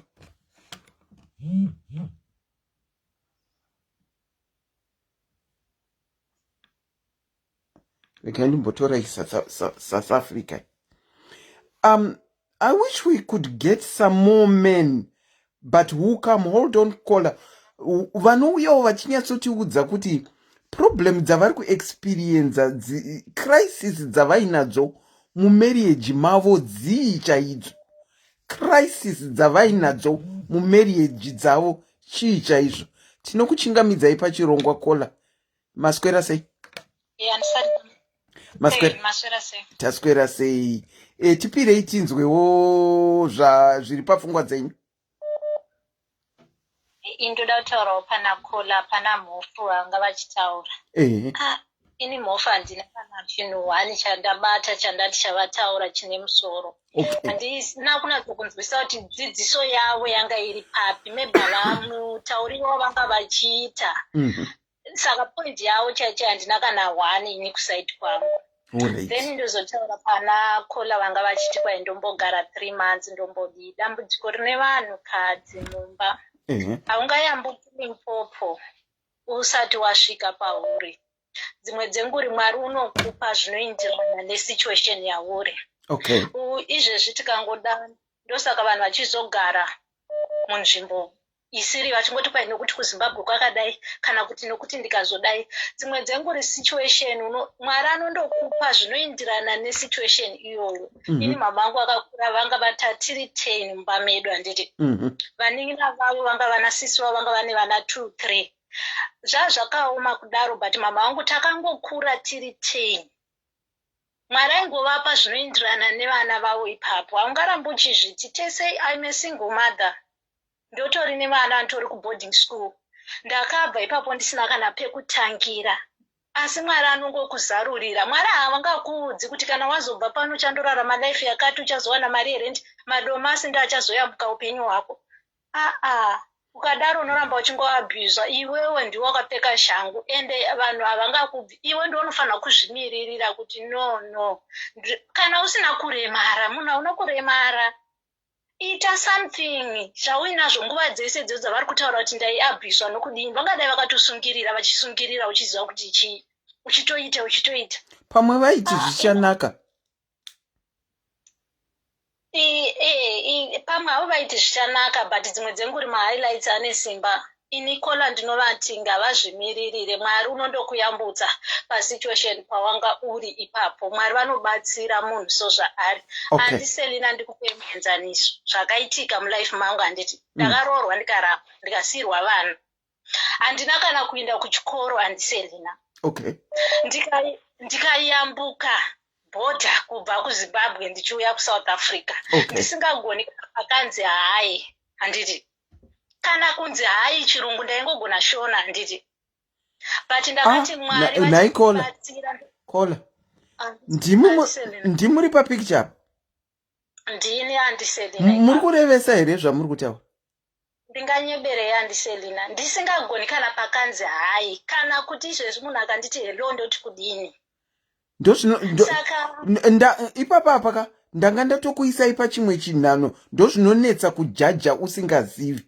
Makutondiudza imimi zvimwe zvamakundiudza zvekuti makanga musingatogoni panonzi hai. Izvezvi ndinokwira nokudzika, ndifambi nebhazi, handidi ndinotoriwo nemota yangu, ndinotori nemba yangu. Handi Selina, Mwari unokuropafadza. Ndiri kuzama kuti Mwari unokuropafadza. Dzimwe dzenguva zvandakaita ina Handi Selina handiti ndakadaro ndisingagoni kurosa, ndisingagoni kutaura chirungu, ndobva ndikati Mwari ndibatsirei. Handidi kuti vana vangu vararame life yandakararama. Muno muZimbabwe handina kana kuenda kuchikoro. Ndoita sei? Ndobva ndatora pasipoti yangu. Mapasipoti achinetsa pekutanga tanga. Panditora pasipoti yangu kuchiri kudiwa mavhisa. Pandakirosa bhodha rangu ndobva ndauya kuSouth Africa. Handi Selina ndaingoti yes but munamato wangu ndaingoti Mwari ndoda kushandisa maoko angu. Ini kuZimbabwe ndairarama nekutengesa, ndandisina kugara. Ndobva ndawana basa pamurungu. Mwari hakunyimi zvese, Mwari havakupi zvese, uyezve Mwari havakunyimi zvese. Saka Mwari zvavakandiitira chirungu ndakakanga kuchibata ndichingonzwa. Ina handinamboshandira munhu mutema Handi Selina. Ndakashandira varungu ndakauya muno muSouth Africa, ndinongoshandira varungu. Ndikatenga stand yangu, ndikapedza vana vangu kuboarding school. Ndikangoto izvezvi ndakutongotaurawo chirungu, handitaura hangu zviri perfect zvavanhu vakaenda kuchikoro. Asi zvokuti munhu unotaura zvokuti ndohwa kuti munhu ari kutoti zvakati, iniwo ndiri kutoda kutoti zvakati. Izvezvi Handi Selina ndege ndinokwira nokudzika. Saka ndo tusenzi dzangu dzandoda kuudza Kola kuti Mwari dzimwe dzenguri ukada kuziva kuti ndichararama sei. Iniwo pandakarambiwa ndakatoona rima, but ndati situation ndavamo musituation. Ndaingoona Mwari achingondizarurira kuti ndaitengesa madomasi, ndikatengesa, ndikandohodha nhumbi dzangu, ndikatengesa mabhero aya, ndikawana mari yangu, ndikatora passport, mari yevisa ikakona, ndikati kana ndinongoisa mari yangu mupassport, ndikakrosa nepabhodha ndichisa mari yangu mupassport. Saka kuna Kola vanga vachichema vaya, ndo tusenzi dzangu dzandoda kuti ngovabatsira. Kuna baba vaya handina kana wani chandadzidza kwavari, advice yavo handina kuona kuti yanga iri papi pana mofu. Tinongokutendai Kola nedzidziso yenyu uye nekurudziro yenyu kuna last Kola vamataura ve3 months vaya. Thank you so much. Tatenda. Tinokuchingamidzai pachirongwa Kola, maswera sei? Maswera sei Handi Selina? Nhasi mauya netopic iri kunakidza, iri kurwadza. Marwadziwa nepapiko? My contribution. Baba vabva kutaura, I think baba vari kurwara chete. Magoti varwara neiko? Zvinomatova diagnose ipo pafoni here? Hakusi kudiagnose pafoni, haungauye uchitaura zvinhu zvakadaro. Utori nevana nemukadzi wosvika to that, what is 6 figure and your relationship nemukadzi wako? Kwavari pamwe havanamboita 6 figure muupenyu, saka vazoiita, saka zvinetenge zvakutofambawo zvakadaro zvichitongodaro. Kuzoti 40 something woti ndirore 18. Marrying your own child. Does that make sense? Isusu akadzi tiringoita mabhenteni wa. Papa hadirambi, but vakadzika tiri nane than baba vabva. Because vakadzi tinoita zvedu takanyarara. Tiri quiet mumwoyo mutinyararire atizoita izvi zvaitwa izvi. Let me help with my contribution. Taura henyu. Dambudziko rinoitika rakanyanyisa manhingi. Ndakaita sese rekuita research nebharo randinogara and the home office why my marriages were indefinite straight. Because vanhu vanyanya kusenzesana aticharoorana nerudo. Okay. Tiri kuroorana nekuti ndiri kuda chakati. Aibva mangoenda straight to the point. Tiri kuroorana fanika ivo vari kuuya kuno vari kuroorerana mapepa. Vari kuroorana mapepa ndoda kugara munyika. 2 minutes love inomboita kana uchinyepera love inomboboosta 2 seconds. Kola. Zvisiri mukati memoyo. Kola ndimi vakuroorerwa mapepa here zvi? Ndakasenzeswa ndina kuroorerwa ndakasenzeserwa mapepa but I work there. Okay. I know everything. Okay. Apa ndikutotai kudzidzisawo chidzidzo kune vamwe vasingazive kuti you can help yourself. Kune dambudziko revakadzi vane dambudziko rekuda kunzi Mrs.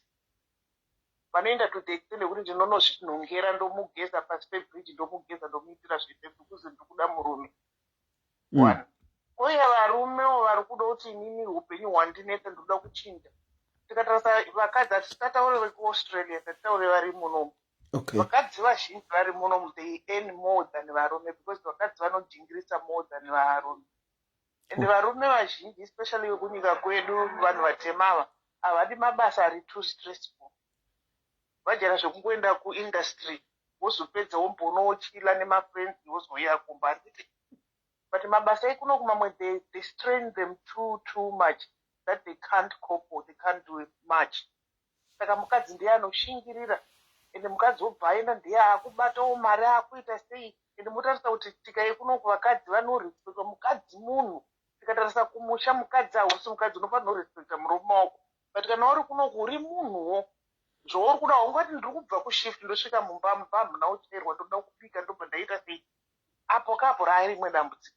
Mukadzi kuno kumaraiti anoti mukadzi takafanana. Ndo rimwe dambudziko riri kunetsa vanhu vatema stereki.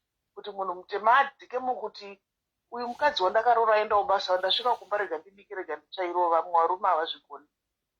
Ende kamukadzi kobva kaono mafriends kuti wakuwana bhasi kudai bhasi headache mukati memo. Relationship hapana kwaichaenda. Maybe kuti kana tadanana tikadzidzisana kuti izvo inini ndakuda zvauri iwewo ndatigare pasi titaurirana kuti iwewo unozodai inini ndozodai ndatibata communication breaks everything. Pasina communication uyo akungozviitira zvake kuti inini ndiri kuenda okay ndine 6 figure yangu ndiri kutotambira more but iwo ndiuri kungodya uchingotora uchingoita zvauri kuda because ndiwe baba headache too much. Ene mukadzi kana akusenzawo mari iri kubatawo akuda kuonekwawo kunzi ndino breadwinner. Saka takangofanana kadze. Takangofanana saka tiri kutsamwirei kuti mhofu anga achitaura zvanga ari kutaura. But mhofu vazonyanya kurusa kuti ndotora 18 years avakutora 6 figure yawo nesex kuti mari nesex hazvipindirani. Kana dai vati havo ndoramba uyu ndakarambana neuyu ndichatsvaga ndichaona mumwe kuri kubva watoti 18 years wakurwara musinoti pfungwa dzako kanganisika. Wakuda kuroora zera remwana wako. Asi imi vakadzi muri kuroorwa nezera revana venyu 1. Isusu vakadzi tiri kuroorwa nezera revana vedu 1. Varipo vakadzi vazhinji vari kuroorwa nezera revana vavo but mukanyatsotarisa pfungwa dzavo chazidza dzinonyatsokwana. Dzimwe dzakanyatsoti kuisarira because haunganyatsovhura makumbo kuzera mwana wavo wakazvara. Haasi mwana wako but age inokutaura kuti uyu mwana wangu. Atitese by 18, 17, 18 dai takazvara. Ningirikini madzimaika, I think let's be fair when we talk. Because if men are saying kuti tinotora 18, isusu vakadzi tiri kutora maben 10, why are we trying to justify ourselves? That is my problem. If we women can do it, why can't men do it? Tiri kubhuraga nekuti ndine ka ben 10 kangu, ini ndinoda ben 10. Sevakadzi, varume vauya varite vari kuda 18. Vakunza hafanira kunge achitaura why? Kune kwese kumukadzi kumurume wese ari kuti anoda under age takuti ma under age anditi nguva dzimo dzese dziri right musoro. Because okay zvinombonakidza 2 seconds pamuri mese uchinakidzwa zvichiita but age zvichasiya pane pazvichazosiyana so unenge wakutozvitarisa kuona kuti ko ndakaitei dai ndakaziva ndisinozobuda.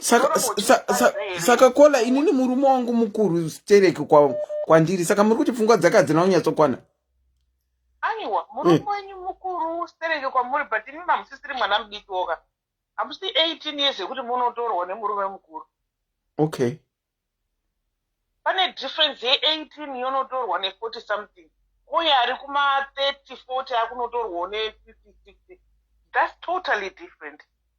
Panoti moti munhu ane 18 years mwana asati atomboziva kuti kunze unotorwa nasekuru.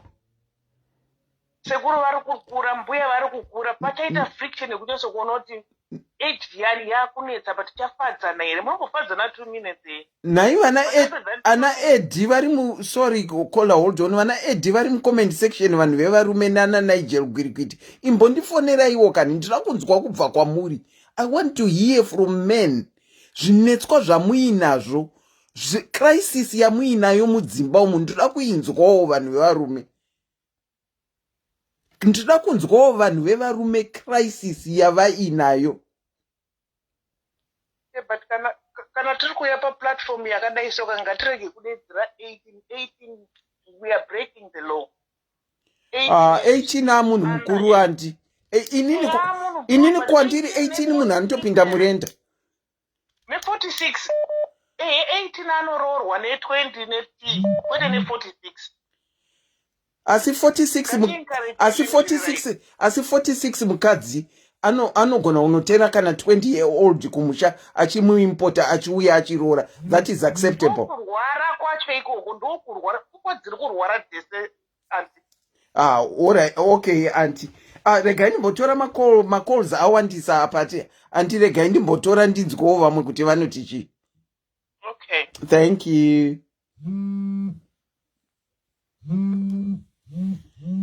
Tinokuchingamidzai pachirongwa Kola. Hold on Kola, hold on. Hold on. Nai vanhu vaMwari, ina handichazvinzwisisei. Why is it that it's acceptable for women, for a 59-year-old or 60-year-old woman to get married to a Ben 10, and yet when men say it, in Bondi educator, what is it that you say it's bad when men do it, but when women do it, it's okay? In Bondi educator, Kola tinokuchingamidza yoyo pachironga crisis yenyu yakamira ose. Hello Kola. Kola vakazvimuta. Kola makazvimuta. Kola vandadaira makazvimuta. Hello, makadiko. Tiripo makadi yenyu baba. Tiripo. Tinokuchingamidza iwo pachirongwa. Kune crisis here kwenyuko. Aiwa ina ndiri kuda kukomenda zvazvitaurika pano apa pandani chinzwa chironga. Alright, komenta yenyu baba. Chirongwa ichi ndogara ndichinzwa chose, but ndanichifungidzira kuti ndechavanhukadzi, saka ndazonzwawo vamwe vanhurume vachifonawo ko nhai baba, inga ndinoshedzera kuti varume fonai. Ndandiri kutobva mukushedzera kuti varume fonai weduwe. Ndazvinzwa. Taura yenyu. Ndachida kutaura pamatambudziko anongositaurika panapa ekuti vanhu havasi kugara zvakanaka, varume vari kushungurudza vanhukadzi, endewo vamwe vanhukadzi vari kuwana kwavo vari at fault. But pane vanhu vasiri kublemwa pamamarriages ose ari kutaurwa kukanganisika kwavo. Vanhu ava havasi kumbotaurwa nezvavo, but ndivo honzeri hombesa ndevapia kusagari. Right, vabereki vari kuzvara vanhurume navanhukadzi, they are not being blamed because ndo vanoreiza munhu kuzonzi azonzi Peter anenge abuda muvabereki. Okay. Right. But saka behavior yaPeter iyi haingotange nokuti Peter ava kugara nemukadzi. inotanga kubva kwaabikwa uku kuna bakery. Chingwa handingablame chingwa, ndoblame bakery kana chingwa chisingatesti zviri right. Okay. No blame a baker, yes, yeah. Saka vabereki havasi kutaurwa because vabereki need to know that when they are raising a boy, they are raising him to be a son-in-law for someone else. True. Kana kuti to be a husband of someone. Kana vabereki vachiraisa a girl, they are raising her to be somebody's wife. Saka manje ipapo ndo pari kutangira era ipapo. Kuti vanhu vakaspoiliwa. Uyu boy akangokura kumba kwavo haana chaanga achimboita. Ende havana kumbonge vamboita pfungwa dzekuti achazofanirwa kunge achiriritira mhuri yake, anga achingori munhu akaspoilwa akajaidzwa kungotaura anything nekubata vanhu rafu. Kune vanhu vakaspoilwa vatinotoziva kuti kana toranga vamudiki kumba kwavo anotozikamwa kuti hatsiurike.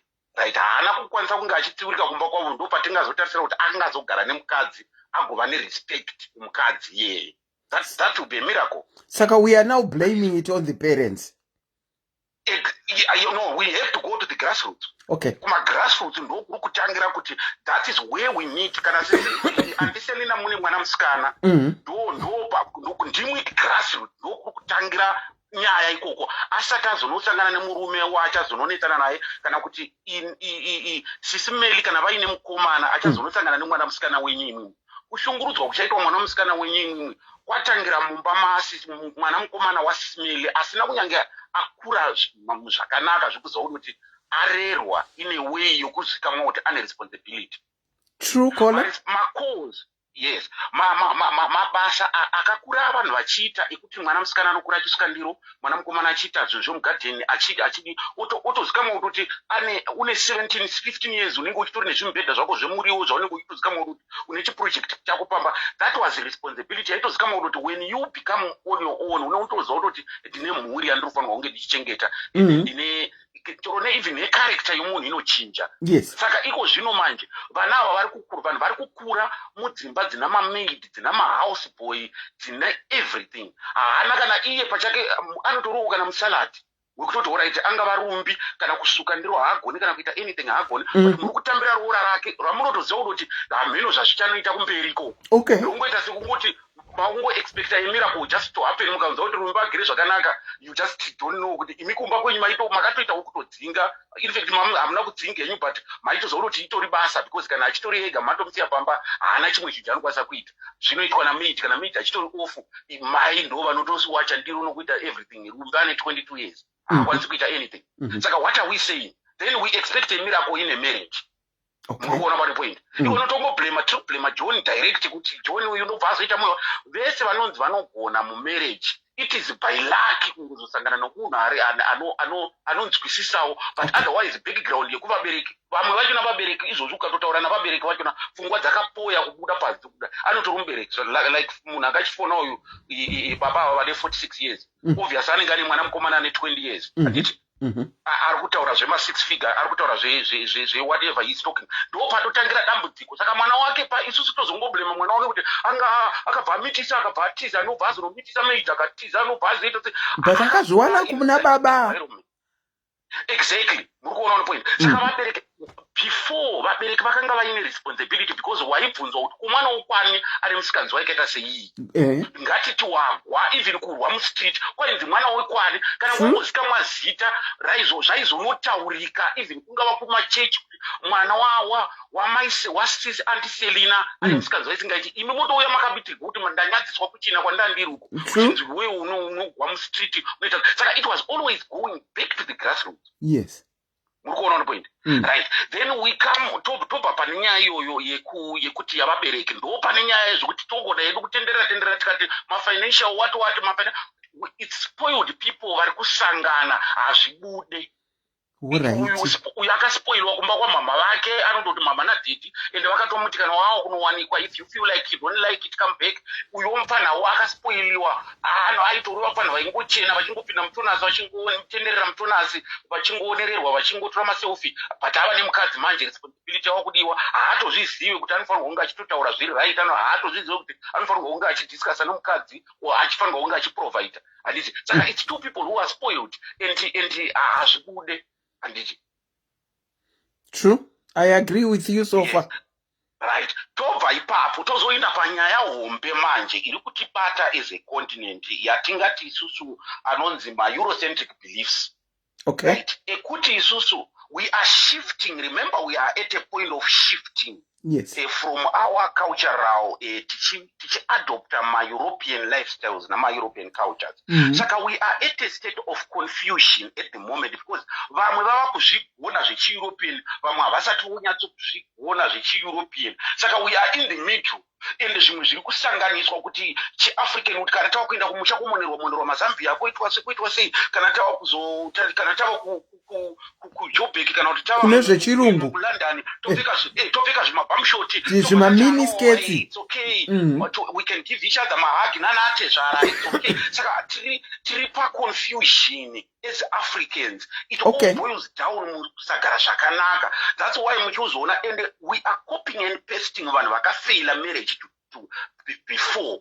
America and Britain failed marriage. Isusu ma-Africans nama-Asians, we were better panyaya yoku understand the importance of a marriage. But we are still copying ma-Europeans nama-Americans vakafeila marriage already. Wow. Tichipesua, tichi-expecta happiness muvanhu vakafoila. Okay.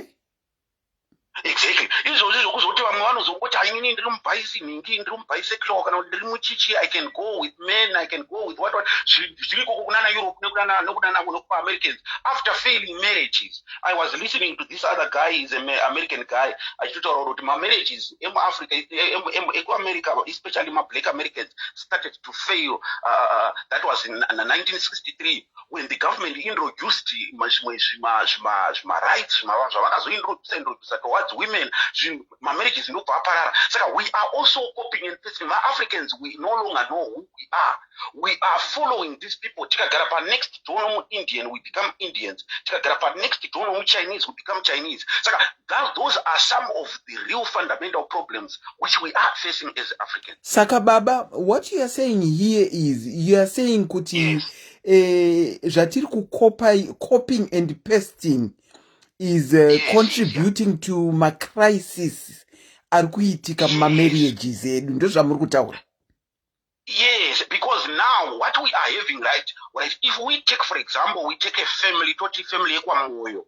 Family yekwamoyo ikanzi family yekwamoyo inenge ina vanhu vanosvika kuma 50 something. Tikachida kubudirana pachokwadi, vana vatete, vana vasekuru, vana kozoita pa 50 ivavo pane 15 vakato adopta life dzechirungu, vava kuziva chirungu, vakutoti isusu we are like, for example, totogara kana muLondon, ndeutori nemukadzi wangu tiri muLondon, but kune vamwewo within that moyo family vachiri mukati meruzeva and they are still following zvimacultural. Saka when those people mix kuti vadiscusse ma-problems, that's why muchinzwa vanhu vachiti hakuna munhu anokubetsera, because there is no one. Pane confusion yokuti some have adopted, some vachiri havasati vagamucha, havasati vava kuziva kutoti chirungu chinofamba sei, and especially tika dzechirungu idzi tone vachona vari kuzviti tiri kuchigona, hatinyatso kuchigona sezvinoitwa navaridzi vacho.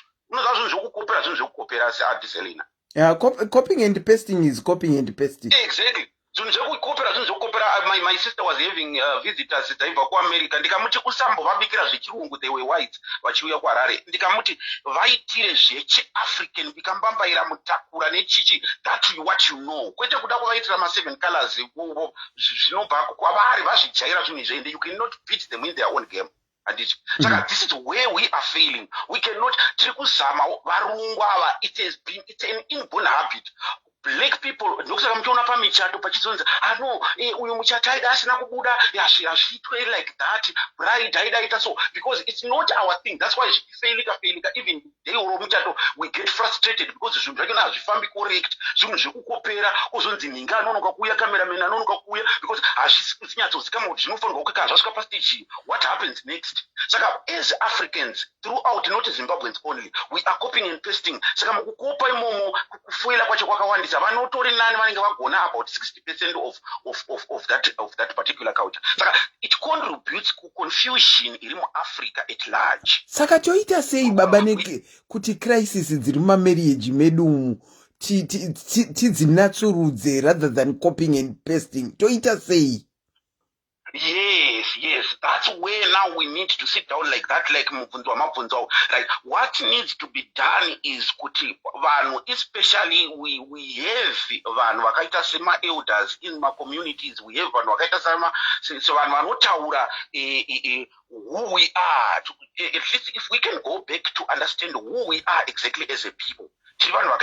Even my marriages achona kuti you decide murikuona iko zvino ma problems anongo erupt from Norway kuti uzonda handitereri handidi kuda kuteererwa kwako ndochi African uyu kusada kukuteerera kwake ndokuchi European chinoti no we are all equal chi African chinoti iwe uri pasi pangu indiri murume uri mukadzi kana tichidya iwe unofunya chisero indogara pachituro handiti chi European choti no asvika kumba atanga kusvika kumba gaabike ngaite so saka that confusion iyoyo tichiri kuitevera saka we need to decide kana inini ndava kuroora mukadzi wangu what we say is shamari tiri kuita zvechi panapa at least if we can start like that now kuti mamarriage ari kutanga iko zvino tichitanga madiscussa kuti toita chiafrican kana kuti toita chimingi toita chi-European because iko zvino tiri kuchata rutatu unonzwa kuti kwanzi kwai vakachata mumwe muchato wechivanhu sama-South Africans vane traditional wedding then munozoda kuzoimpressa mavheti tozonoita white wedding that's kind of insane. That's a circus kuti munochata rutatu kuimpressa another culture handiti saka tofanirwa kugara tabvumirana kuti isu tiri vanhu vatema here kana kuti tiri macoconuts vanhu vatema kunze mukati tiri vachena totevedzera tsika dzachona dzechirungu tototanga takutotenga mabhuku etsika dzechirungu totomaverenga toziva ini nomukadzi wangu toudza vabereki vedu kuti isusu tiri kuita zvechirungu handiti hatimboiti problem ipapo ndo pazvinoita easy kuti watanga kusvika kumba unobika kana atanga kudii kana atanga kumuka ndiye unowaridza magumbezi because ndo kaucha yemavheti tichiri kudanana zvamuri kutaura izvi tinogona kubvumirana asi kana tamumarriage handione zvichizoshanda zvatakabvumirana izvozvo nekuti rinonyenga rinohwara raka unongobvumira zviri kutaurwa nekuti uchiri kunyenga. Yes, so that is where saka ipapo kana tikapinda mumarriage what I'm saying right now is to highlight kuti what are we putting ourselves in kuti iko zvino ari kupinda mumarriage asafungidzira kuti dambudziko rina John dambudziko one rina vabereki vakazvara John uyu kuti abehave like that kumba kwavo anga asinga aitozikama vamwe vano vaitozikama kuti kumba kwavo haaite kana chinhu chinhu then two tina ma-African problems of which kuti hatichazivi Africa is a state of confusion right now kubva mureligion kusvika how do we even kubika kwedu it becomes wrong everything zvataibika zvava kunzi zviri wrong zvataipfeka zvava zvikadzi zviri wrong saka tiri kushifting iya yaine confusion yakawandisa mukutama munorashika zvinhu zvakawanda unodza kuti hanzi passport yangu yakarasika musi wandatama saka tiri kutama tichibva muafrican tichipinda mune another wildness yatisingahunzwisisi saka ngati acceptei manje ndokusaka ndichiti ngatichigamuchirei kuti confusion iyi ndo iri kukonzeresa zvatiri kusangana nazvo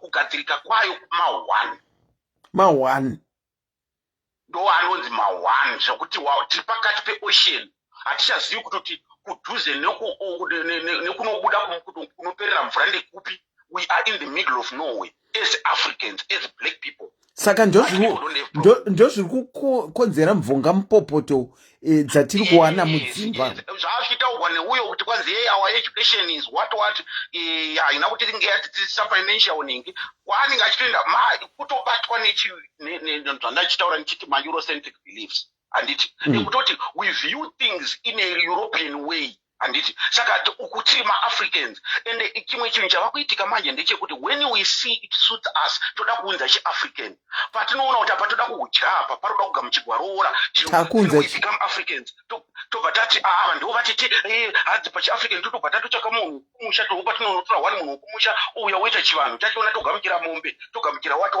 katava kunogara kudzimba toti hatichaita zviya takangoenzana 50-50 unofanirwa kubikawo nekuainaini ndiri kubasa kana wauya uchindisirawo mvura yekugeza pamoto urumurona roora riya richigamuchirwa ndokusaka mombe dziya dzakanga dzine mazita kunzi rugaba.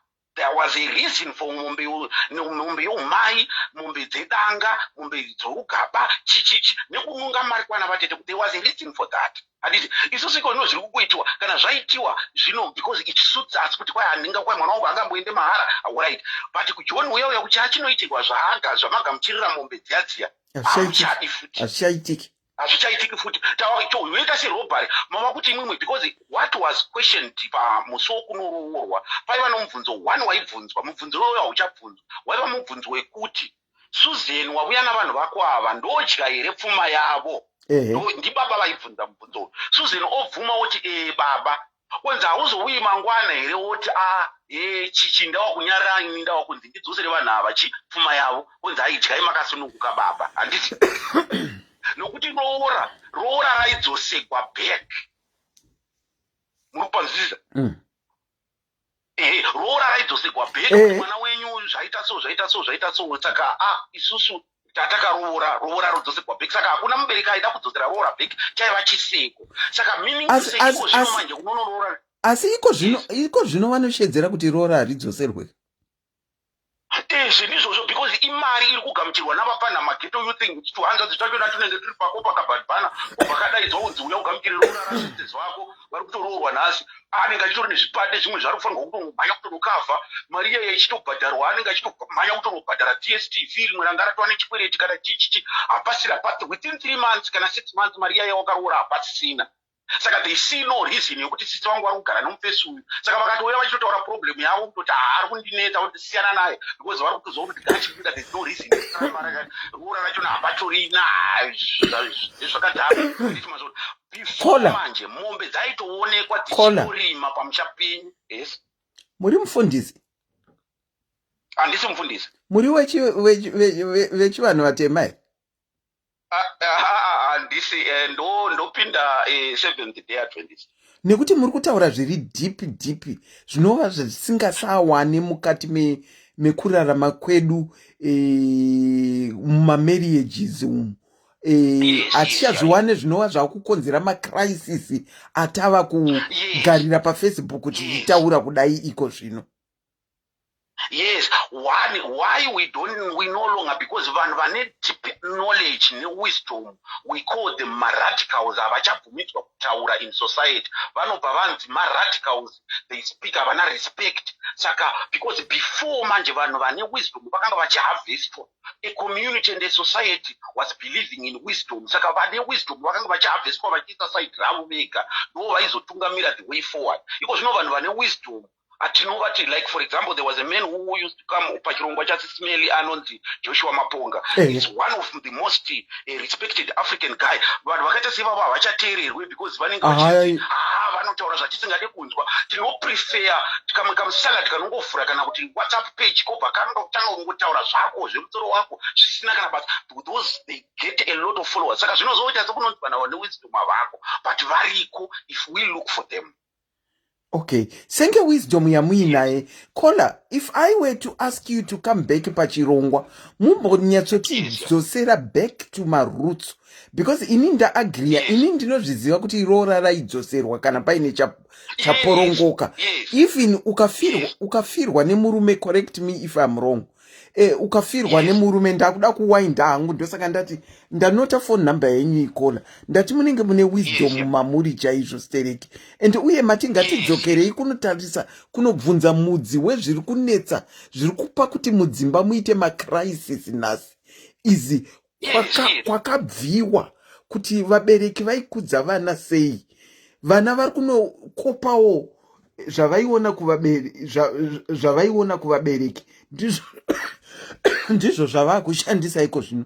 Kuri kunzi ndatidzoka iwo pachirongwa timbonyatsodiscasa iyo topic yekuti going back to our roots, kune zvaiitwa tichikompeya nezvakutipa kuti tiite macrisis mumamarriage edu nhasi. Mungakwanise kudzoka nhamba dzenyu ndadziona?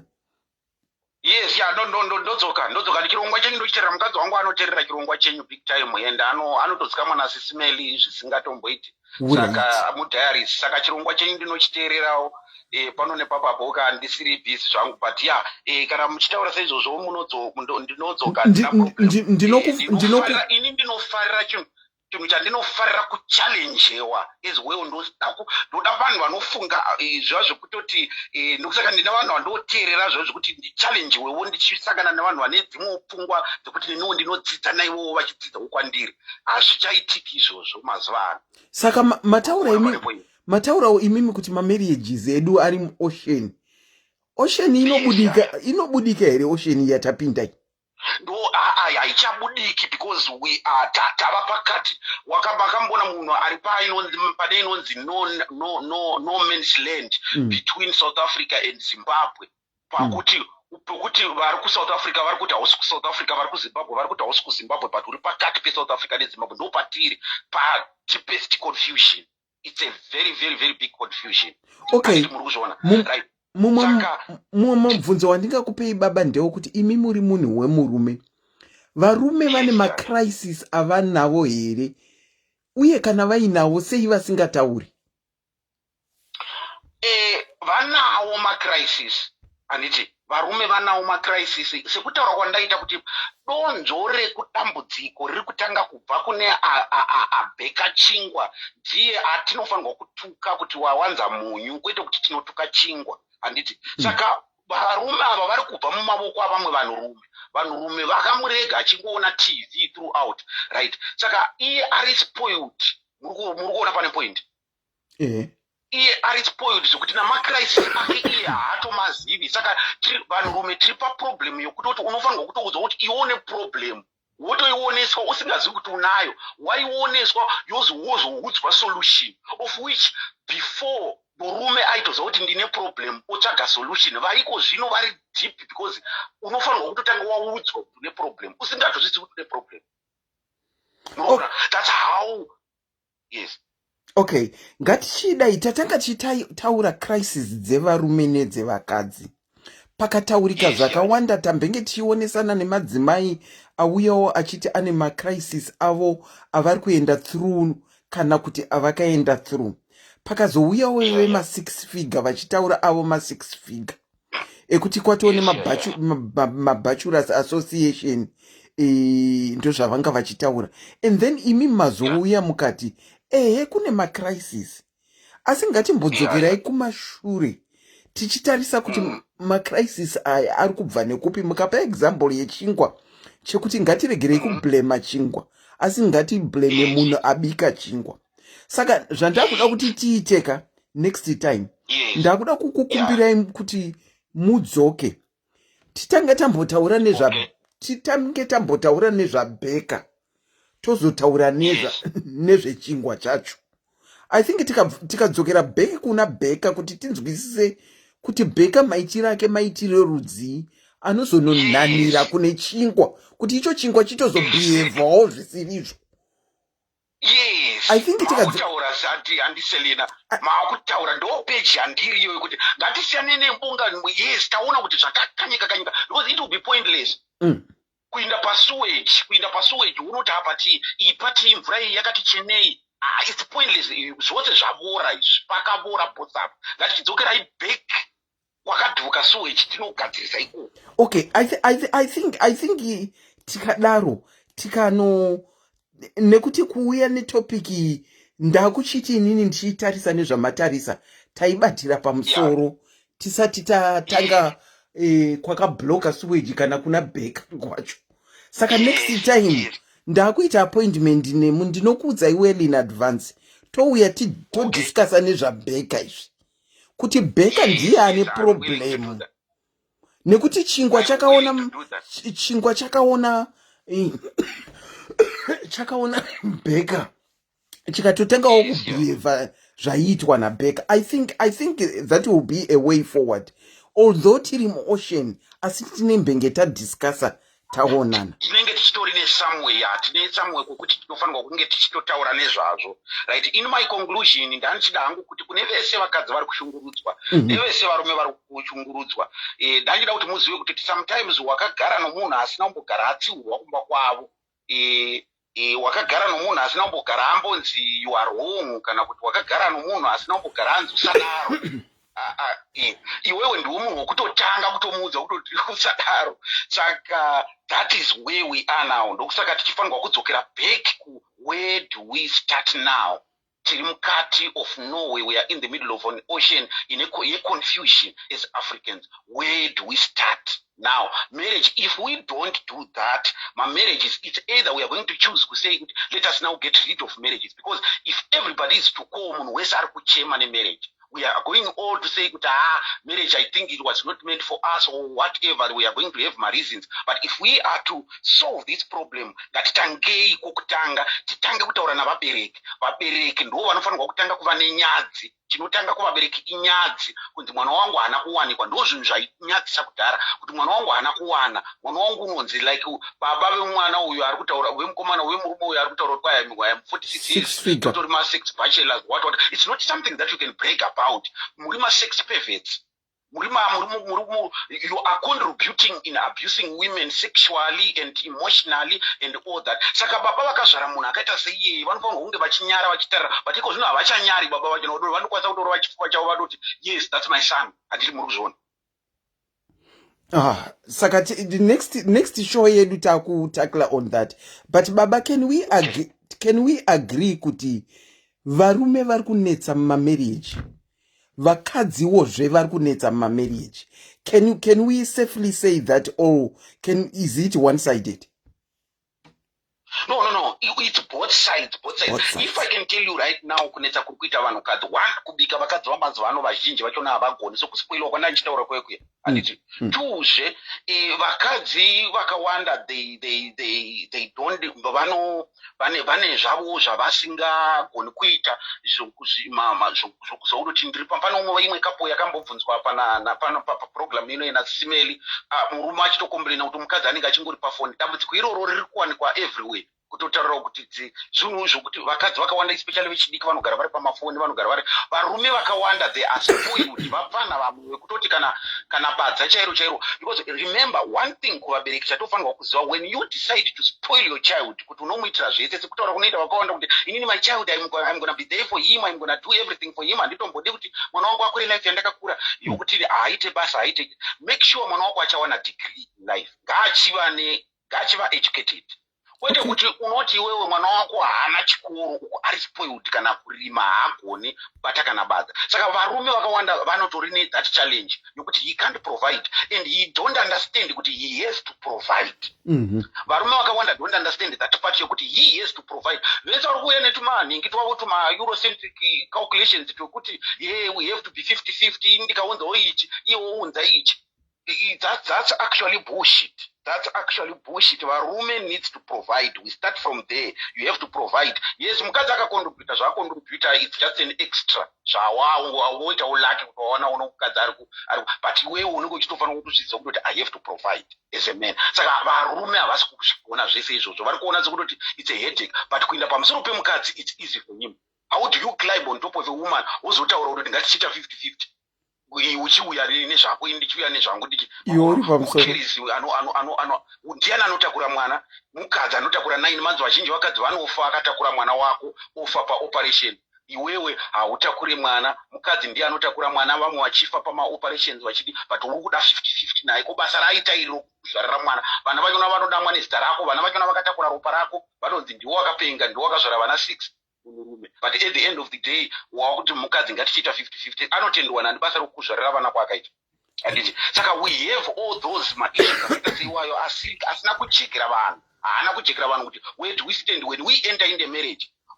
Vanhukadzi iwa izvozvi zvokuti kwai marights avanhukadzi, vanhukadzi vari kumapinda but vasingazivi kuti they are being disadvantaged.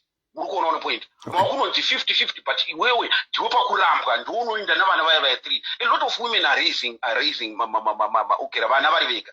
If you look at the statistics in South Africa, men are roaming around freely without vetting. Ukangokwanisa kungotaura kuti iwewe haushandi basa rine musoro kana kuti a formal job, wakutonzaka ubhadhari maintenance, but vana vari kugara nomukadzi ari 1 raising 4 kids as a domestic worker. Saka ndiani ari padisadvantage. Yet we still say kuti vari vakadzi they have got marights zvasiyana nekuna 1960s vakadzi kwavanga vasina marights. Can we celebrate today? No, we can't celebrate. We are ill-treating women today because vari kureza Soweto iri kureza vanhukadzi ndo vari kureza vana vari vega. Chitungwiza vanhukadzi ndo vari kureza vana vari vega. Uyu kungomitisa chete, kungoti undomitisa vana 6 wakusiya handitire tiri kuda 18 ivo vane ma46 ivava.